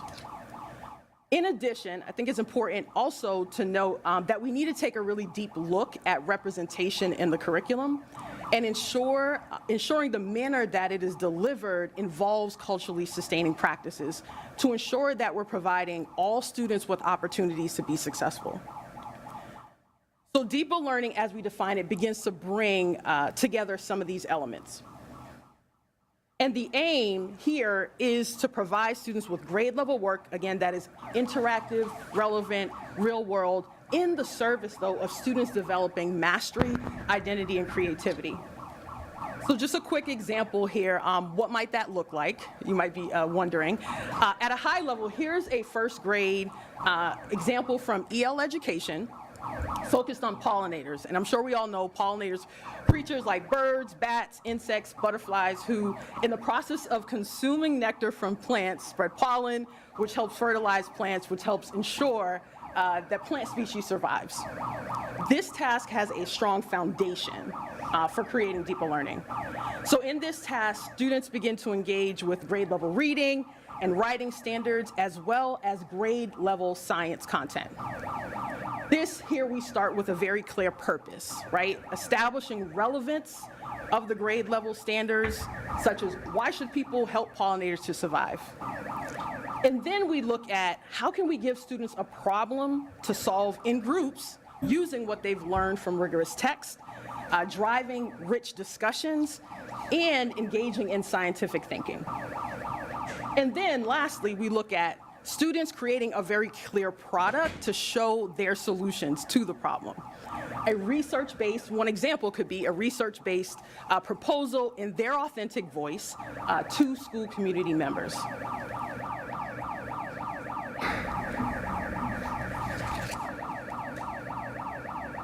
And the clicker doesn't want to work. Yeah. There we go. So at a high level, and we'll talk a little bit more later about specifically the work we've done with Cohort 1, but at a high level, our process in Kaleidoscope really focuses on supporting teachers to make these experiences happen. This here, you'll see, it really starts with a task, as I quickly described, often but not limited to a unit or a culminating task in a unit. Ideally, this task is from a ed reports or curated approved curriculum or a high quality curriculum material as defined by rubric in other content areas that may not be rated by curator ed reports.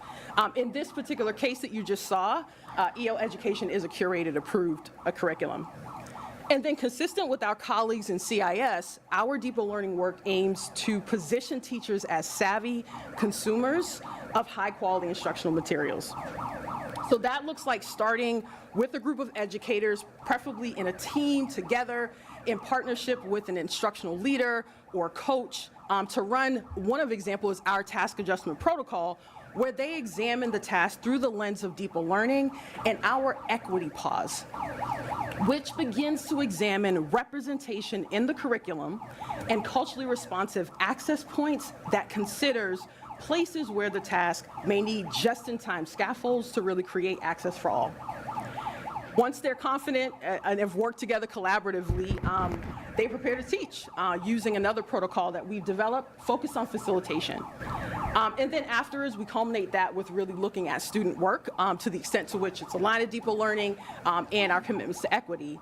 And in general, at the end of that, really bringing it back to the starting point of number one, right? Looking at practice, looking at what we can do to improve, support all learners. So when educators begin working together to engage in this work, we really believe that this is the starting point to set the conditions for students to begin to have deeper learning experiences. I'm going to turn to Sam, who's going to talk about how the innovative assessment is beginning to adopt this definition of deeper learning. And then you'll hear again from Komal Bhasin, who will then talk a little bit more about all the work we did with Cohort 1 over the past year. Thank you.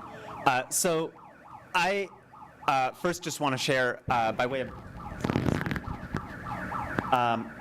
The background that I bring to this work, my first job in education over 10 years ago, I was a 9th grade science teacher in a level 4 school in Boston Public Schools.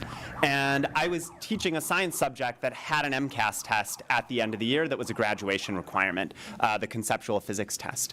And so I think about the work that's happening with Kaleidoscope and the experience that I had teaching. And I connect to all of the things that we've heard from teachers in our work this year.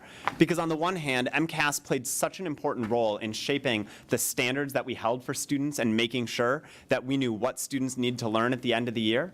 And then at the same time, I think about how we got to March, and what we did is we actually invested extra time and resources in MCAS prep sessions for students to make sure that they would pass that test at the end of the year. And I think at the time we knew that wasn't the thing that would be most engaging for students. It wasn't the thing that was going to make students motivated to learn science or feel like they were learning science in that deeper sense. But it was what felt like the right thing to do given all of the constraints and the practices and the importance of seeing students move on and be able to graduate high school.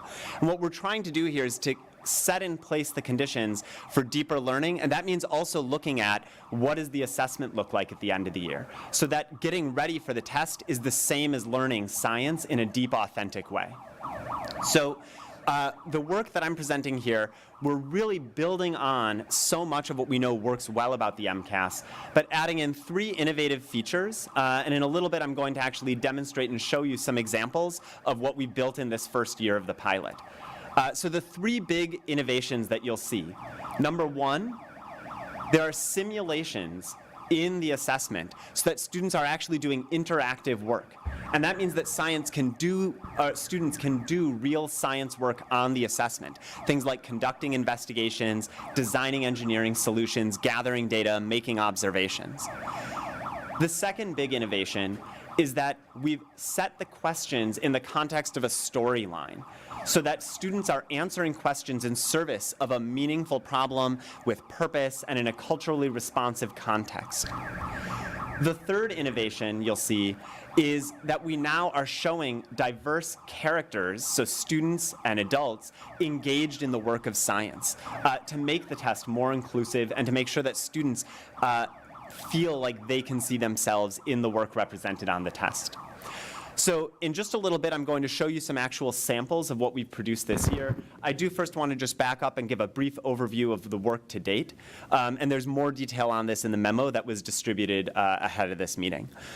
So this innovative assessment project launched back in October of 2019. Of course, we had no idea what was coming in the next 2 years after that with this unusual school year.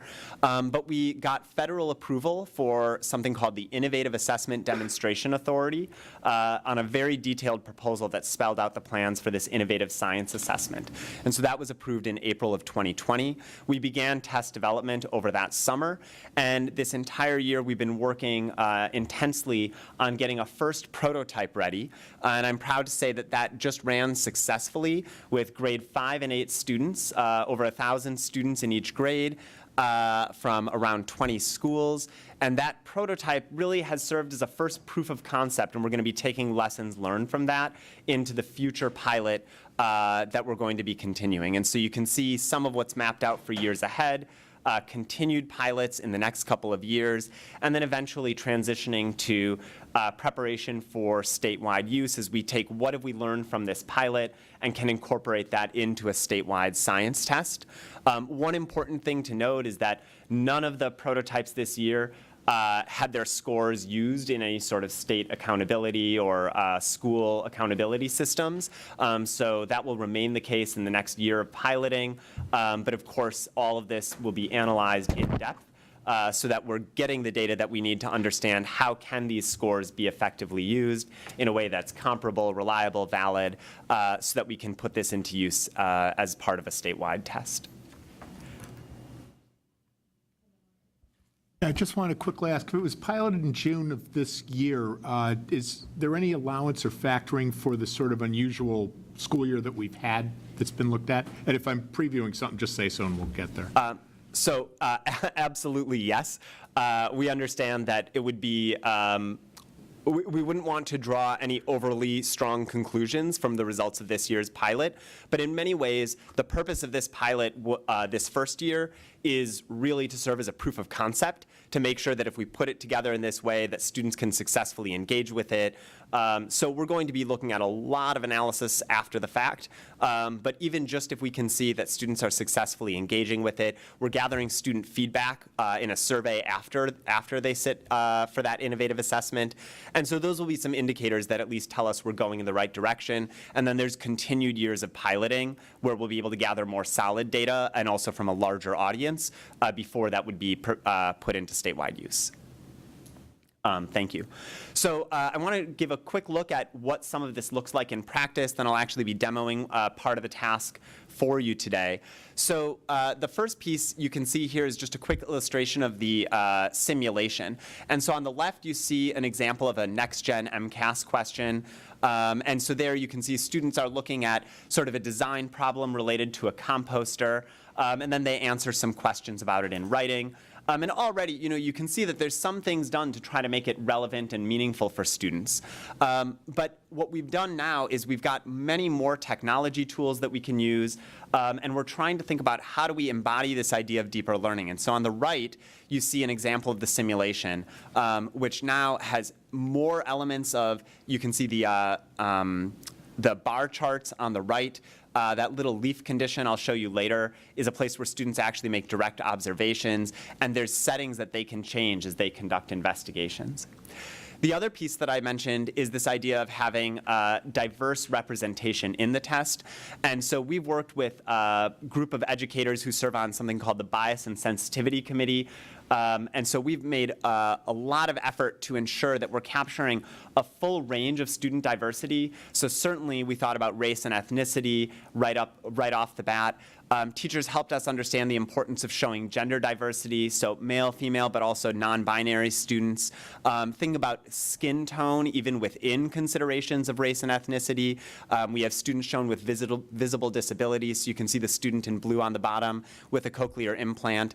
And also, the Bias Committee asked us to pay careful attention to representation of the adults in positions of expertise and positions of power. And so you can see some of the examples here. There's an even larger cast of characters that goes into the whole thing. And so then all of that comes together in this sort of storyline that you can see. So we've used sort of like a comic book or a graphic novel, so that there is still reading, of course, that students need to do at grade level reading, but we're supporting access for English learners and supporting engagement by setting it in this kind of context. So there's a meaningful real world problem, some narrative story to get students interested in it, in some cases real videos of the phenomena.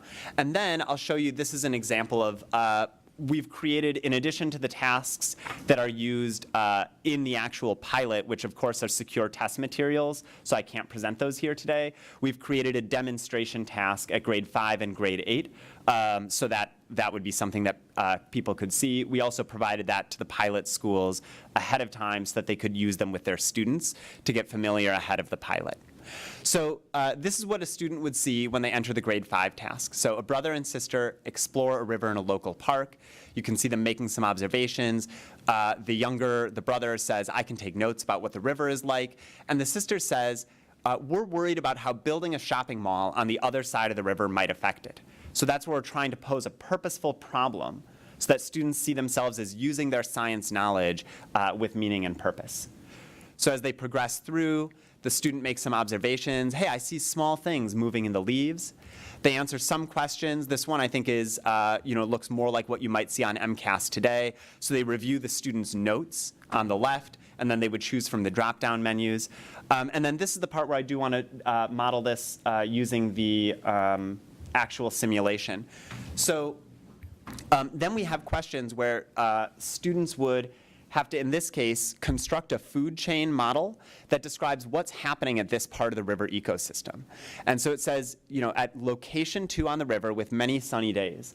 What we ask students to do then is we're looking for them to actually go and select which location they want to study, set the number of sunny days to many, run the simulation and observe. And so now, as they watch this here, they see right before their eyes animals and other organisms populating the river, and they also see that count on the right that shows which animals are coming to feed in the river and how the condition of the leaves is changing. And so now as a student goes to fill this out, they would use some information they got earlier to say, okay, we know that this sunny part of the river has algae, but then they have to make some, use some data readings from their investigations. They can see, okay, so I know insect Y was present in this part of the river, and fish were present eating that insect. So they could either observe that in the simulation screen, or they could also use the data chart at the end. And these are now real science practice skills that we're asking students to use. There's more examples of this where students are given a goal. So in this case, they really have to do an investigation, determine the conditions that provide the most energy to the top predator in each of the river locations. And so what they would do here is they would actually set up multiple different trials where they study each different location, check how does it depend on whether there are few sunny days or many sunny days, and then they have to draw conclusions about which set of conditions leads to the most energy for that top predator. In other words, where can there be the most fish? And so this is an example of the work that we're asking students to do. Now, we recognize that there may be some learning curve to this, so we do have additional instructions that students can click to learn how to use it. And we're also looking very carefully in this proof of concept pilot to make sure that we're not seeing any disparities in difficulties with how they use it. But one thing that I will say is from the early sort of beta testing that we did even during this year, we found that, maybe not surprisingly, but students actually are much better at figuring out computer interfaces than a lot of the adults were worried about. And so we've actually made it our goal to really be guided by how the students use this in how we design it. So that's a little look at how this test works in practice. I'm now just briefly going to talk about how we developed it, because there's an innovative part to this as well. Teachers are a part of, yes. Chair, can I just interrupt for a quick question? So, and this is obviously just one example, but in the next-gen test, if I'm remembering it correctly, there was essentially a written response that was required. And in this one, in the simulation, looks like there's not. Is that a difference between the two in terms of the use of writing and the sort of open response questions? I'm really glad you asked that. There are still open response questions that are designed in a very similar way to Next-Gen MCAS. I didn't show one here, but I guess I should have, so I'm glad you asked. One thing that we're doing additionally, though, on those open response questions is that they bring the storyline full circle to ask students to write something that draws on their science knowledge and also contributes to solving that problem at the beginning. So in this example that I just showed you, the open response question at the end has students explain what would be likely to happen at one part of the river if the trees were cut down to make room for that mall. What would be the negative impact on the river ecosystem? So students are using their knowledge, still writing just as on MCAS Next Gen, but again, all in the context of that meaningful storyline. Thank you for that question. So as I said, I also want to talk about the way this test was developed. Teachers play a very important part in the development of MCAS. There's something called the Assessment Design Committee, where teachers in that subject area advise on test questions. We took that idea and we expanded it. And so in addition to the many DESE teams who played a role in this, so the Innovative Assessment team, of which I'm a part, the MCAS team, the Kaleidoscope team, and also the Center for Instructional Support, we also expanded the involvement of teachers in this. And so what that means is that instead of having a content committee that reviews the test questions one time, we put together a grade 5 committee and a grade 8 committee who met almost every other week throughout the whole year, advising on the development of the simulations and of the test questions and the storylines as we develop them from the very early stages into the sort of final prototype products that you saw here. And it was really exciting to hear the rich conversations from teachers as they help shape these tasks. And similarly, the Bias and Sensitivity Committee, which plays an important role on MCAS, also was able to get involved at more stages of development here, making sure that at the early stages, we were choosing storylines and contexts that would be culturally responsive for all of our students, and then at the final stages, helping us really look at the details of how it was implemented to make sure that we got it right. I also want to mention we shared this work with many of the advisory groups, and then also we've got a partnership of a number of different vendor organizations who are providing support on the actual test development. And I'm just going to say a bit more about the reason behind why we wanted to make sure that we expanded this kind of teacher voice, and as you'll hear, also student voice.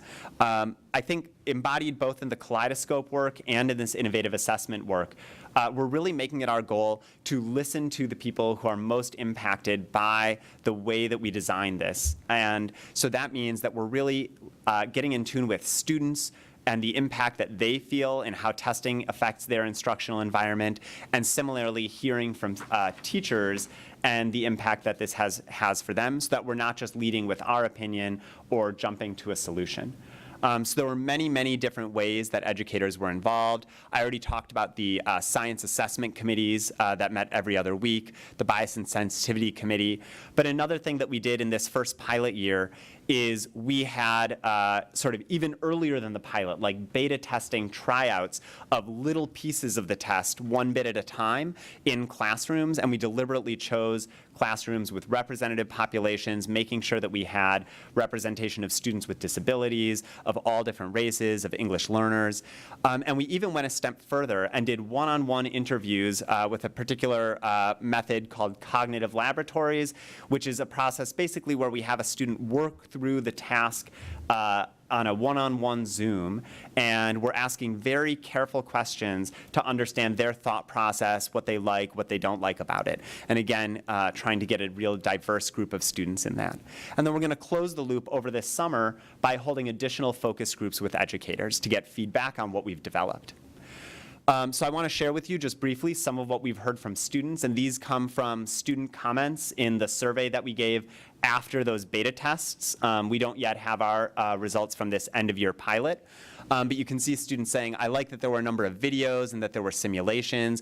It was more interactive and hands-on. It didn't seem as stressful. And then down below, you have some quantitative results. So 91% felt that they definitely or could somewhat show their knowledge of science on the test. 84% found the situations very or somewhat interesting. And you can see some other results there as well. And I'm going to close just by sharing some of the comments from teachers that we've heard. And so in the first one, some of the stuff, it really does make you think. This teacher says, you can't memorize your way through this one. On the right, this is innovative in a way that allows for student sense-making. This will help us move away from MCAS prep and focus more on the science skills that we should be focusing on.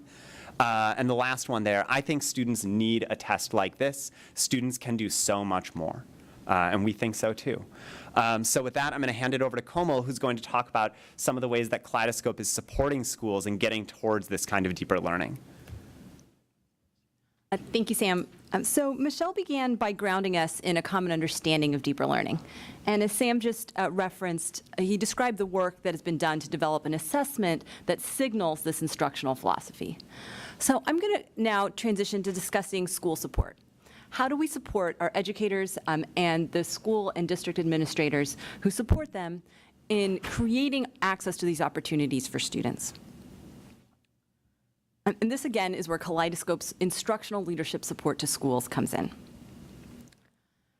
As you likely know, with Cohort 1, we worked with schools from across the state. So from Springfield to the Berkshires, Lawrence and Andover, we worked in Boston, in Randolph, in Mendon, Upton, and Central Mass, as well as schools on the Cape. And this was deliberate.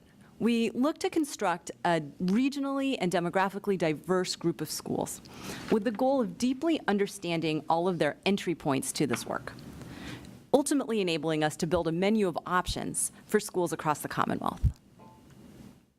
And our work focused at 3 levels. At the classroom level, really keeping student experience central. What is the quality of task provided to students that shape their experience in school?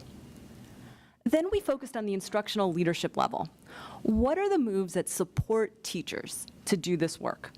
And that could come from coaching provided by their instructional leaders. It could also come through collaborative structures that enable teachers to support one another. And then we looked more broadly at the school and district conditions that enabled successful school implementation. Our goal here was to develop tools for schools to implement the research-based practices of deeper learning. And to do this, we followed an iterative cycle where we introduced key content at our convenings. So this was professional learning sessions for our pilot teams. Then we studied the implementation in our schools through coaching and feedback sessions with these schools. Then we really dove into the stakeholder experience and tried to engage our stakeholders in giving us explicit feedback on our tools. We were able to draw feedback from our specific schools, but we also ran a community council which engaged educators, students, and community members as well as their families from across the state. And we held monthly professional learning sessions open to folks across the state to learn about our work and give us feedback. We used all of that feedback to then iterate on the tools. And so through this process, as we were working with our cohort, our tools were getting better to serve them and support them to support their schools. We're also very grateful to the Office of Planning and Research, who supported our program evaluation efforts, including validating a student survey that we can use in the years to come. I want to note that when we started this process 15 months ago, DESE hadn't yet codified the language of our racial equity decision-making process. But the steps in this cycle aligned with the key steps that we used in our work. And what I'll note particularly in the last slide when I showed that iterative cycle that really aligns with this process of stakeholder engagement, examination of strategies and impact, and then studying the implementation and viability. So there's a lot of alignment here. And although all of this work took place during the pandemic, I just want to note that we were able to pretty seamlessly transition to virtual support for schools. And so as you can see, we conducted 42 professional learning sessions, over 250 coaching sessions, and held 22 community and stakeholder engagement sessions. We were really curious to see how this iterative approach would resonate with our cohort members as to whether they would find that exciting or confusing. And what we really found was that our stakeholders really appreciated that. We heard from them that they enjoyed seeing tools that were a work in progress and seeing how their input and their voice had shaped and feedback shaped our process of continual improvement.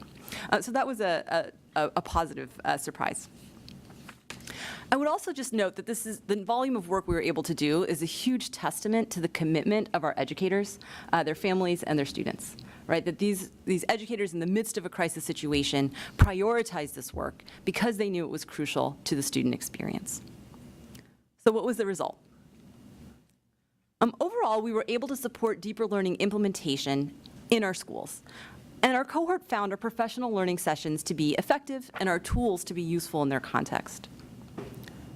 We've also been able to use our cohort's feedback to produce and calibrate a suite of tools that can be used in implementation by schools across the Commonwealth. And our program evaluation on these tools, thanks to our colleagues in the Office of Planning and Research, has begun and will continue over the next 3 years for an examination of the impact of their use. One tool I want to note is a work in progress. This is something we call the Deeper Learning Continuum. And this is based on an examination of our cohort schools' path to implementing deeper learning. And so we have drafted a tool that helps schools and districts to engage their stakeholders to self-assess where they are in terms of their implementation, and then identify concrete next steps that they can take based on where they are to enhance their work. I want to highlight a few learnings that we gained from listening to our students, our teachers, our family members, and our community. The first is that we saw far more effective tasks when teachers began with high-quality instructional materials, often those recommended by the Curate program. Right? We want to position teachers as savvy consumers of these materials. We start with the materials, the standard-aligned work, and then we use our protocols to really understand our students, where they're coming from, how they learn best, and what they need. And so bringing those two pieces together is where we really saw tremendous returns in terms of the student experience. Another thing we heard from educators across the state is that often our DEI work, our diversity and inclusivity work, lives in one professional learning session, and then their instructional PD lives in a different one, and those are often disconnected or different. And we gain positive feedback on our kaleidoscope work because our protocols bring those together.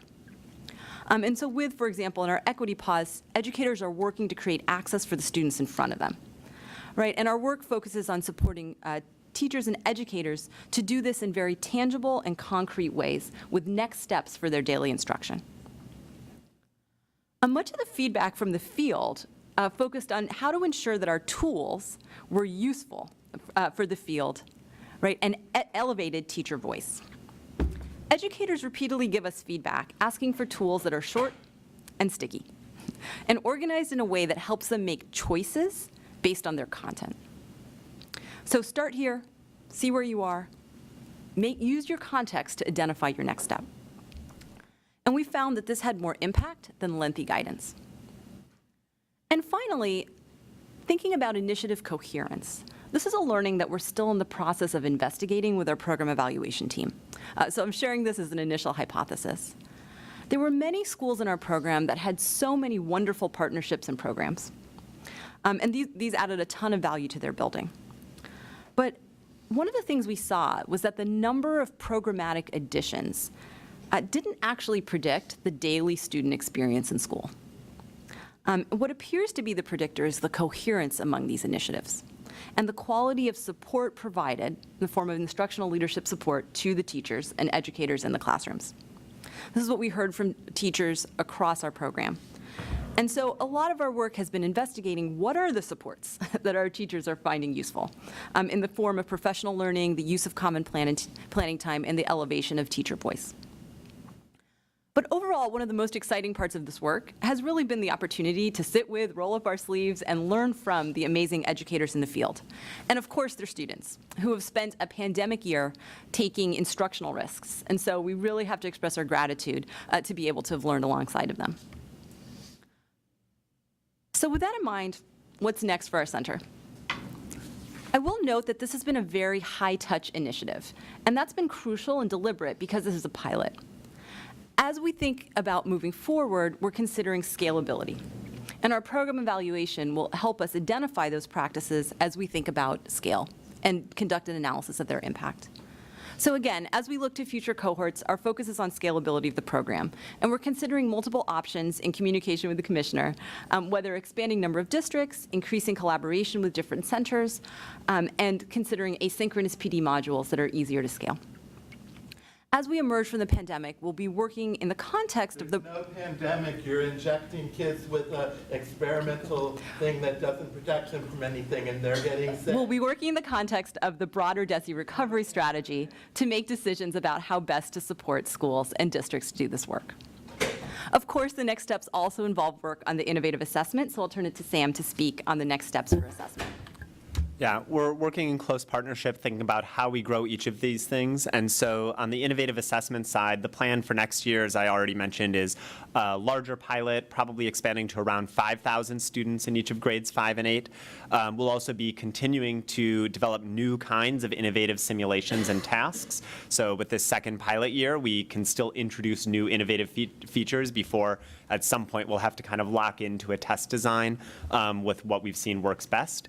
And then another really key part of it is we're going to be supporting the schools in the pilot, the science teachers, with professional development and deeper learning that takes some of the important ideas from Kaleidoscope's training and supports that they've provided, and we're learning how we can then provide those in a more scalable way to this larger group in the innovative assessment pilot, because we know that that kind of support will eventually be critical if we were to move to this kind of test in the future. I do want to just mention a couple. Sorry, we're both clicking. Here we go. Just a couple questions that I can address up front, and then we'll open it up for questions. So if people are interested in learning more about the innovative science assessment, we are going to be holding a webinar on July 12th at 12 o'clock. And so there's a registration link there that's open to anyone. It's just a chance to learn more.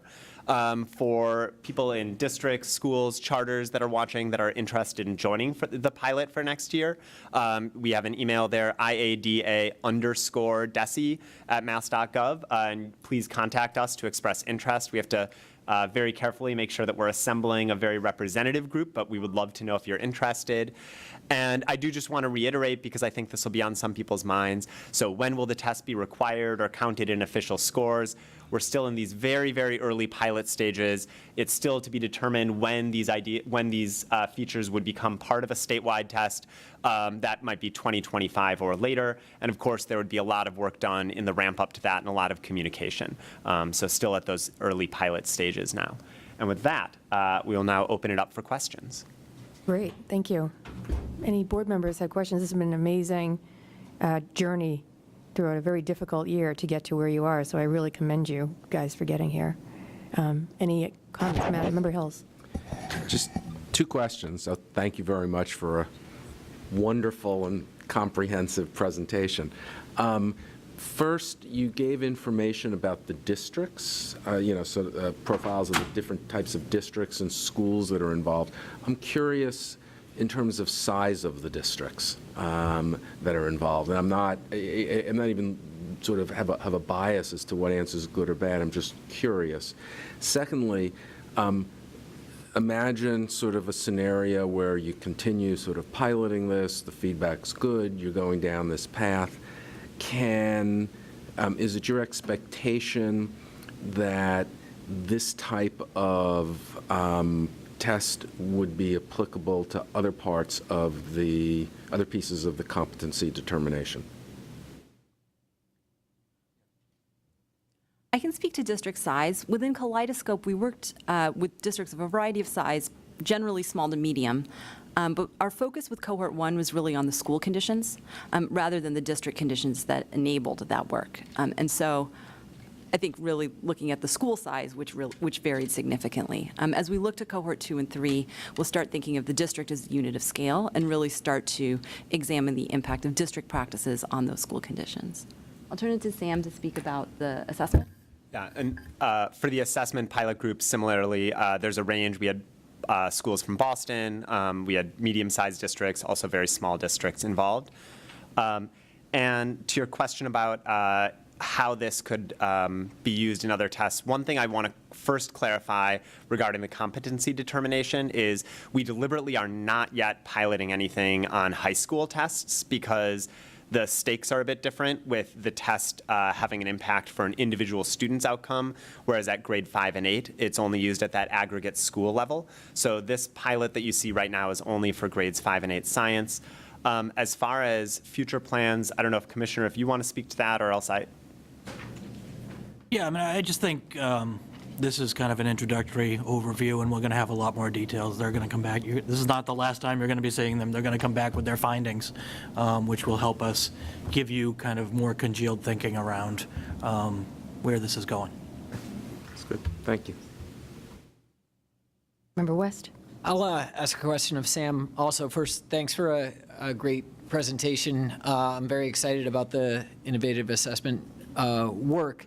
I also know it's really challenging that as you try to make tests more engaging in various ways and more authentic in various ways, sometimes you introduce construct irrelevant variance, as we call it, just variation in students' performance that's unrelated to what you're actually trying to assess. And I assume that's part of the reason for looking first at grades 5 and 8, where the stakes attached are a little different.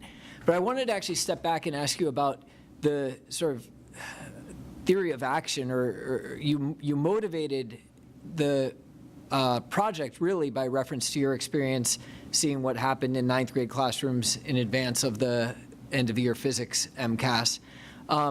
And in that way suggested that we're going to see less, I guess, ineffective test prep if we were to successfully transition to this type of assessment. And I'd love to hear exactly why you think that's the case, right? I assume some of what you saw happening with the traditional MCAS approach was driven by the fact that teachers hadn't been able to cover all of the content that, or the standards that are assessed on the test.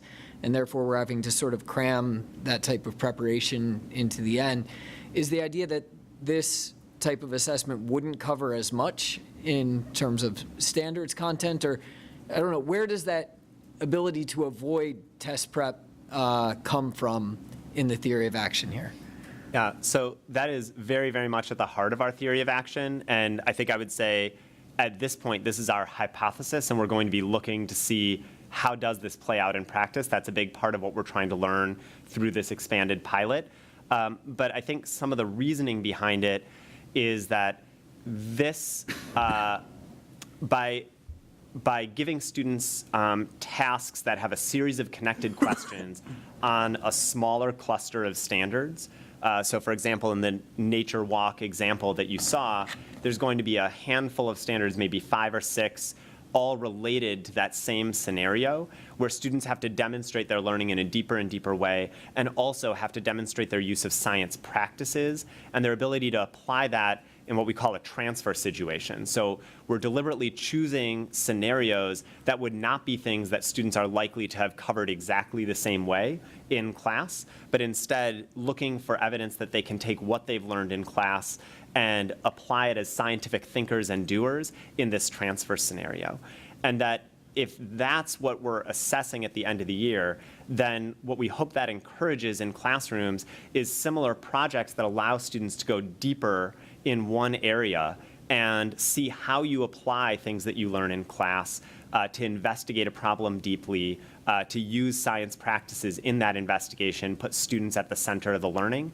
And we're excited to see there are some examples of science curricula that have also adopted these same philosophies in the way that science is taught. And I think it's very well aligned with some of the supports that Kaleidoscope provides in helping teachers shift their instructional model. So is that guaranteed to have the effect that we want it to have? I can't tell you. Every change has unintended consequences, and so our plan is to just really watch closely for those unintended consequences and see how we can continue to adapt to get more of what we want to see. Other comments? Oh, Mr. Secretary. Just one quick follow-up to that. You said that it would be focused on a smaller cluster of standards. Is the implication that we would either have to go back to the standards and revise them in order to narrow their focus, or whatever the right terminology might be, or would that just be more of a kind of assessment guidance that we would provide, sort of indicating where the focus of our assessment would be, which is not totally different from what we've done in the past in certain subject and grade levels? Yeah. It means, in other words, how big an impact will the assessment likely have on the standards? Are we likely to have to go back and revisit the standards in order to align it to the assessment strategy? So I would say we're putting the cart ahead of the horse on this one. This is a project that Fair we're enough. doing. We want to see what happens before we, kind of game out what the next steps would be. But, it's a fair question. There's no doubt about it. But I'm not saying that's necessarily a bad thing, but getting to Marty's point, I do think there's potentially some action that will need to be taken to make sure these two things fit together. And then the only other thing, which is not a question, but just more of a, to your point, Commissioner, a placeholder for maybe the next time you come back, is to understand a little bit more about the cost implications of developing, maintaining, deploying, or administering assessments like this, whether it's, cheaper, more expensive, about the same. Be good to know whether we're, how deep the water might be in terms of full implementation. Absolutely. Good. Member Lombos. Thank you, Madam Chair. I just had a question about what other states might be implementing this kind of innovation and deep learning theory, and how we're basing that, how we're learning from those lessons. That's a great question. We haven't done a ton of collaboration with other states at this point, though we look forward to doing that in future years. So just so you know, Linda Darling-Hammond, who's on the transition committee for President Biden and is a leader in education, has reached out to us to help kind of spearhead with this and work with other states that may be moving in this direction. Thank you. Anybody else? Hearing none. Thank you so much. Thank you all. Thank you for your time. Thanks to the commissioner for initiating this. So items 5 through 8, Madam Chair, are modifications to board regulations prompted by the COVID-19 emergency. The first 3 are votes on final regulations. You'll recall that we sent these out for public comment. And the 4th is actually a vote to solicit public comment. So these will probably go relatively quickly since you're aware of the thing. But should I go to the first one? Sure. So the first one is an amendment to accountability regulations.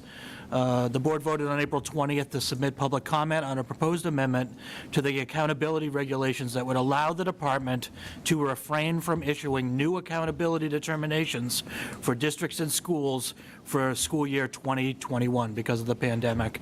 I recommend that the board vote today to adopt this presentation. So Thank you. Do we have a second? You have to. Anybody have a second?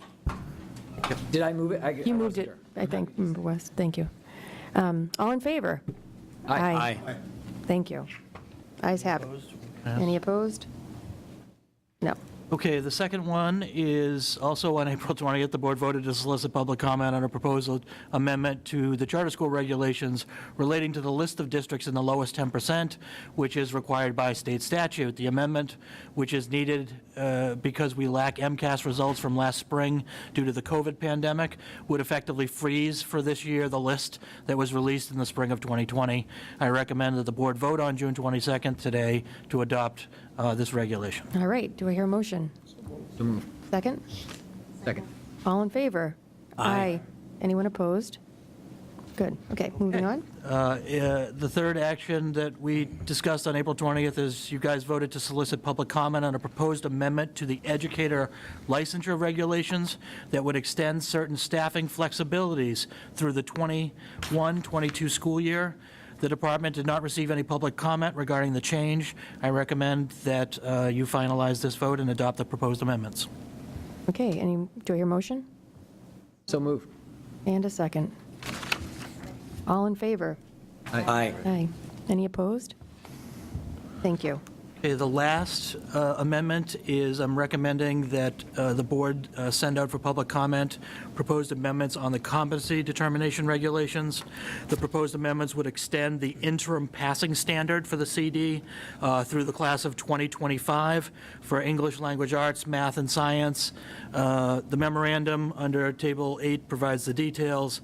As you know, we have a working group working on setting new cut scores or standards in the future. That's obviously been impacted by COVID, so we really like to stick with the current passing standard at this time. So I'm asking that you approve sending this out for public comment. Okay, do I hear a motion? Can I just ask one question about I'll do the motion, the second, then we'll do a discussion. Anyone move? Okay, in a second. Okay, and now discussion, Member Hills? question, just clarification. The relationship between sort of the pandemic and having to make this change for the class of 2025, I mean, I understand sort of there was a time availability issue, but it's the only question about these regulations that I had. Like, why does the pandemic itself mean we need to make this change looking out to the class of 2025? So I'll ask Rob Curtin to come up and give some more details, but essentially, as you know, we have a working group led by Dalen Molifaria that is kind of reviewing what CD could look like in the future. Obviously, that was interrupted, work was interrupted during the pandemic year, and so we're just asking to continue on with our current standard until that group can reform and take the time they need for a quality recommendation. I'm good. Did I say anything wrong, Rob? Nope. That we will continue the work starting this year, and then that will allow for adequate notification of the students when they enter high school to know what the passing CD standard would be. Yeah, my only request then on this matter, which I'll definitely vote for, is that we commit to jump-starting that work again. Absolutely. And just, Madam Chair, just one follow-up to that. It would be good to see a timetable for when that happens, because once we get past essentially December the clock starts ticking in terms of adequate notification for the incoming class and, sending things out for public comment, and that whole process of tying off the loose ends, I think, is going to be problematic unless we really do get a head start on that, hopefully starting this summer and then bringing something back to the board in the fall. Okay. Could I have a vote? All in favor? Aye. Aye. Any opposed? Thank you. Ayes have it. Okay, the next matter up is the Education Budget Update with our Senior Associate Commissioner, Bill Bell.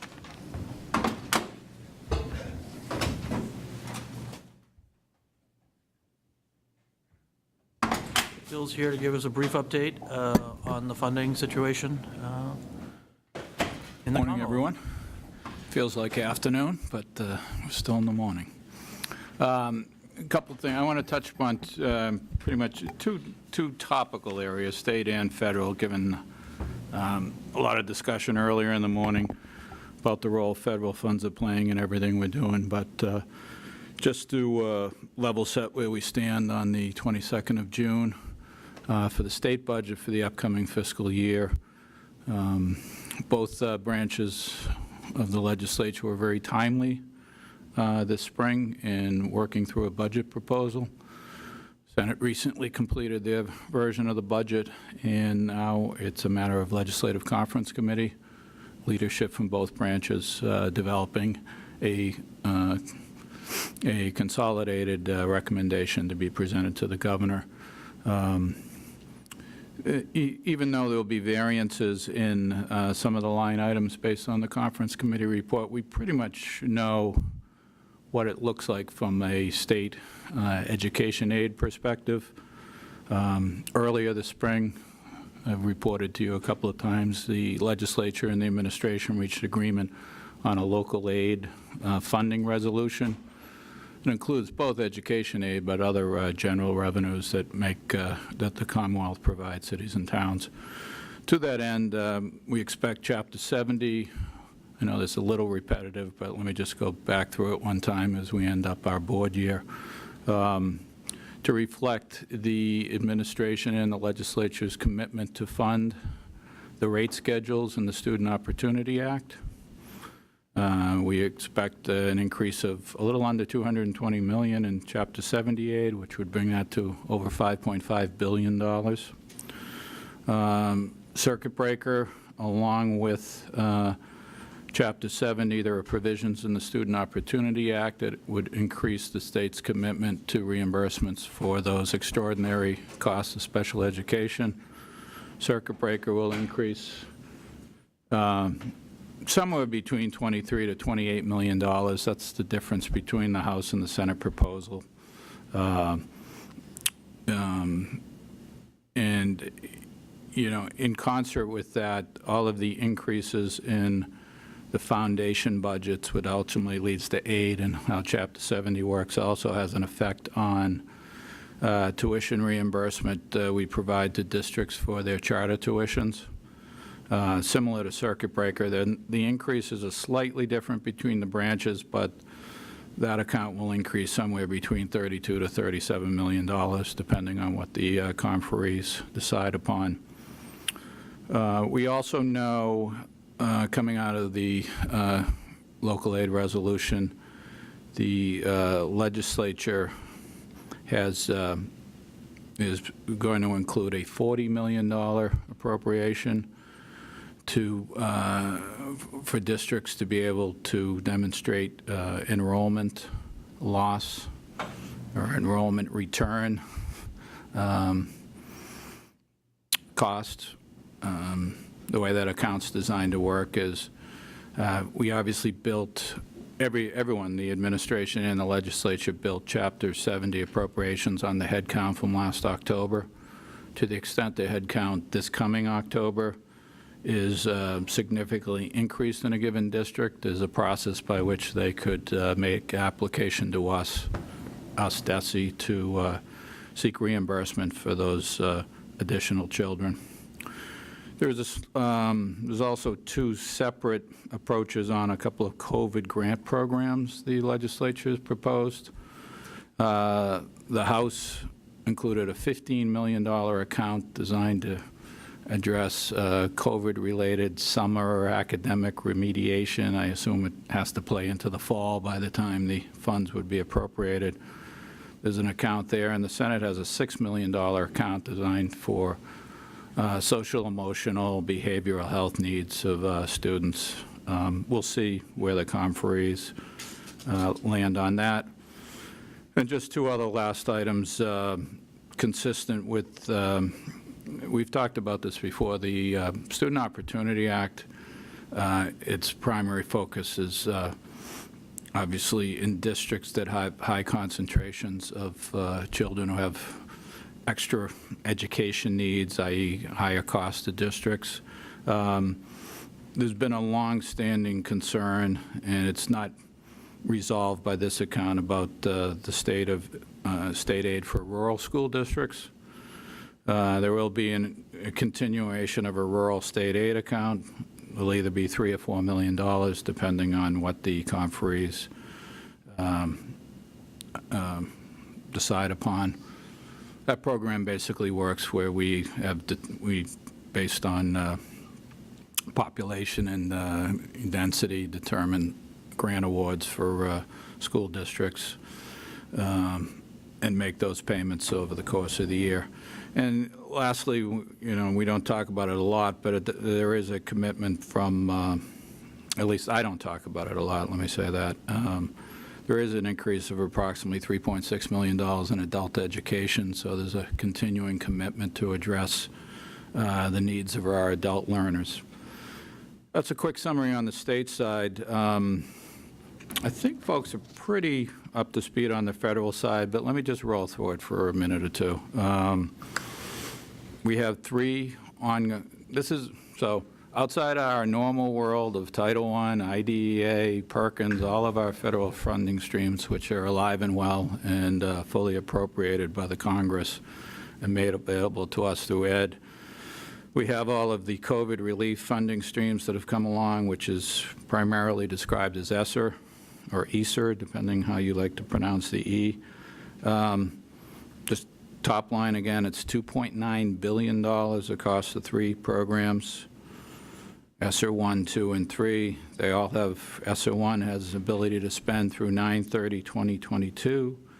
ESSER 2 has the ability to spend through 9/30/2023. And ESSER 3 is through 9/30/2024. All of those grant opportunities are live in our grant system. Districts have the ability to apply for those funds and be approved. All districts have already applied for ESSER 1. About 43% of districts have applied for the ESSER 2 funding.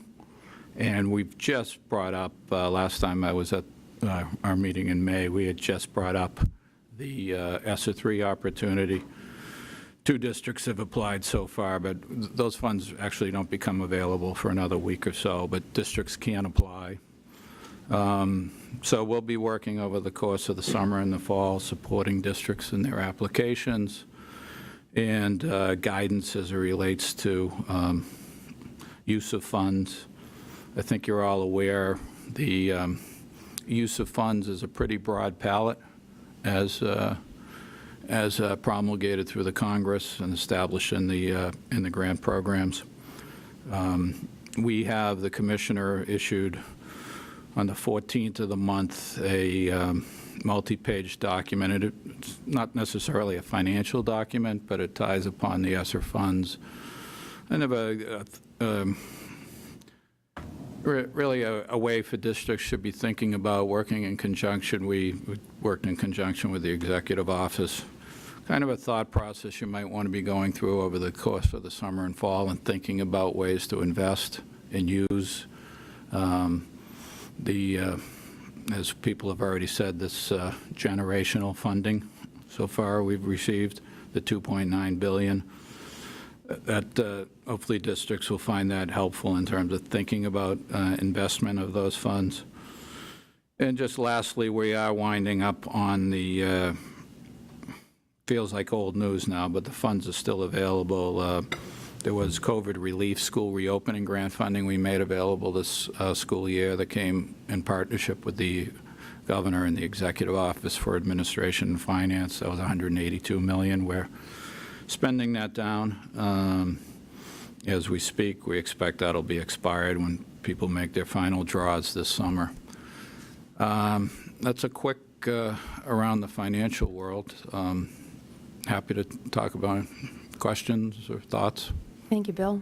Yeah. Any questions? I do have one question. Yes, Member West. So you'll recall after the financial crisis, we had the Recovery and Reinvestment Act funds. And one of the issues that districts in Massachusetts and around the country faced was that was a pretty large infusion of federal funds, and then there was a cliff at the end of it, and some of the decisions they had made led to sort of a painful readjustment. My understanding is that, at least in Massachusetts right now, we're in a period where, because of the Student Opportunity Act, we're expecting sort of increments in state funding in the coming years. And does that create an opportunity for sort of there to be a smoother transition from this period where there's an infusion of federal funds through the ESSER programs that you just talked about? So I guess my question is, have we done any modeling to sort of look at what districts can anticipate? And then are there mechanisms that we could use to support sound decision-making that avoids this painful adjustment that a lot of districts experienced a decade ago? Sure, Member West. A couple of thoughts.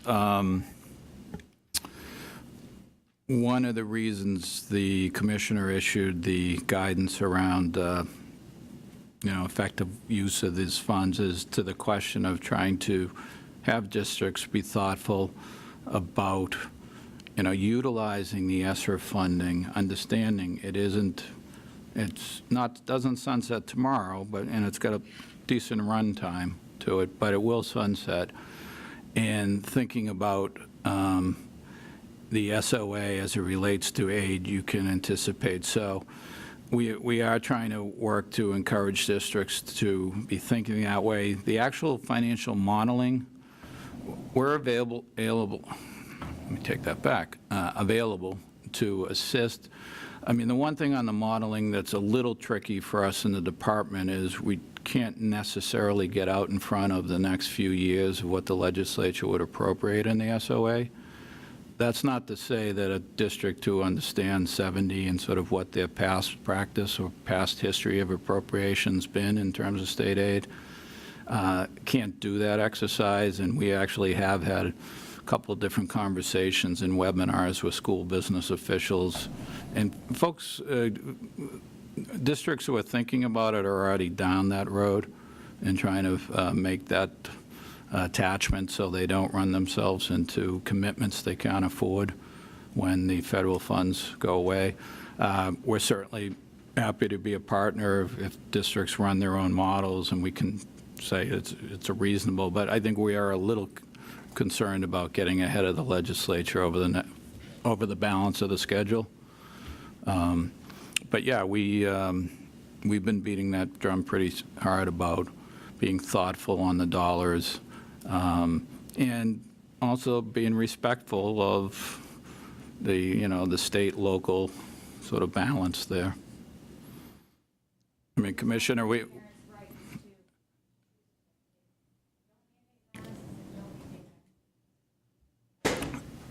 the commissioner, a number of the senior team, we've been talking through. That's what led to the guidance document. The secretary and his key staff have been involved. If we could give everyone a financial model, we probably would. But we also want to be respectful of the appropriators. Thank you. Any other questions? Great, thank you, Bill. Thank you. Delegation of authority. Did we do item 10 already, or? Did that one already? Yeah, I think we did. Okay. And then delegation of authority. Thank you, Madam Okay. Chair. So because we have a 3-month hiatus until the next regular board meeting, we're recommending, as we usually do, that you authorize me to act on your behalf on any matters that are not otherwise covered by the board's previous delegations of authority and that require action before the next regular meeting in September. By the terms of the suggested motion, obviously I would consult with the board chair in advance on any such action and report to the board on any matters that have been so approved. In addition, I'm recommending that the board vote to authorize me to approve the contract for Up Academy Charter School of Boston and Up Academy Charter School of Dorchester upon satisfactory completion of my review of those schools. In similar situations involving other charter schools, the board has traditionally delegated the contract approval to me. The memorandum is under tab 11 in your packet. So moved. Any second? Any discussion? Just only to say that I can't remember when we started implementing the, in consultation with the chair and, informing board members, but I'm glad that this has moved forward this way, again, this year as well. It was a long summer, wasn't it, Mary Ann, last Yes. year? And I'm still going to be talking to board members about a time amenable to all to get back together over the summer to finish some of the other work that we have unfinished, so. Yeah, thank you. Okay, call for a vote. All in favor? Aye. Yes. Any opposed? No. Thank you, the ayes have it. Okay, final item on the agenda here is the schedule of regular board meetings for next year. After checking with members, we prepared a proposed schedule for regular board meetings through June of 2022.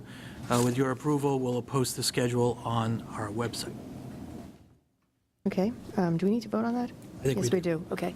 And do I have a motion on the schedule? And a second? Second. Any discussion? Hearing none. Who votes in favor? Aye. And opposed? Anyone? Nope, okay, thank you. The ayes have it. One more matter. The board will be going into executive session to discuss strategy with respect to litigation. We will take a roll call vote to go into executive session, and the board will not be returning to open session. So I'd like to call the roll right now. I'll do it alphabetically. Member Stewart? Aye. Member Hills? Member Coughlin? Member Moriarty? Yes. Member Morton? Yes. Member Craven, yes. Member Pizer? Yes. Member Fernandez? Member West? Yes. And Member Lombos? Yes, great, okay. The board is now in executive session. Anyone who doesn't have business directly affecting the executive session is asked to depart from the meeting. Thank you.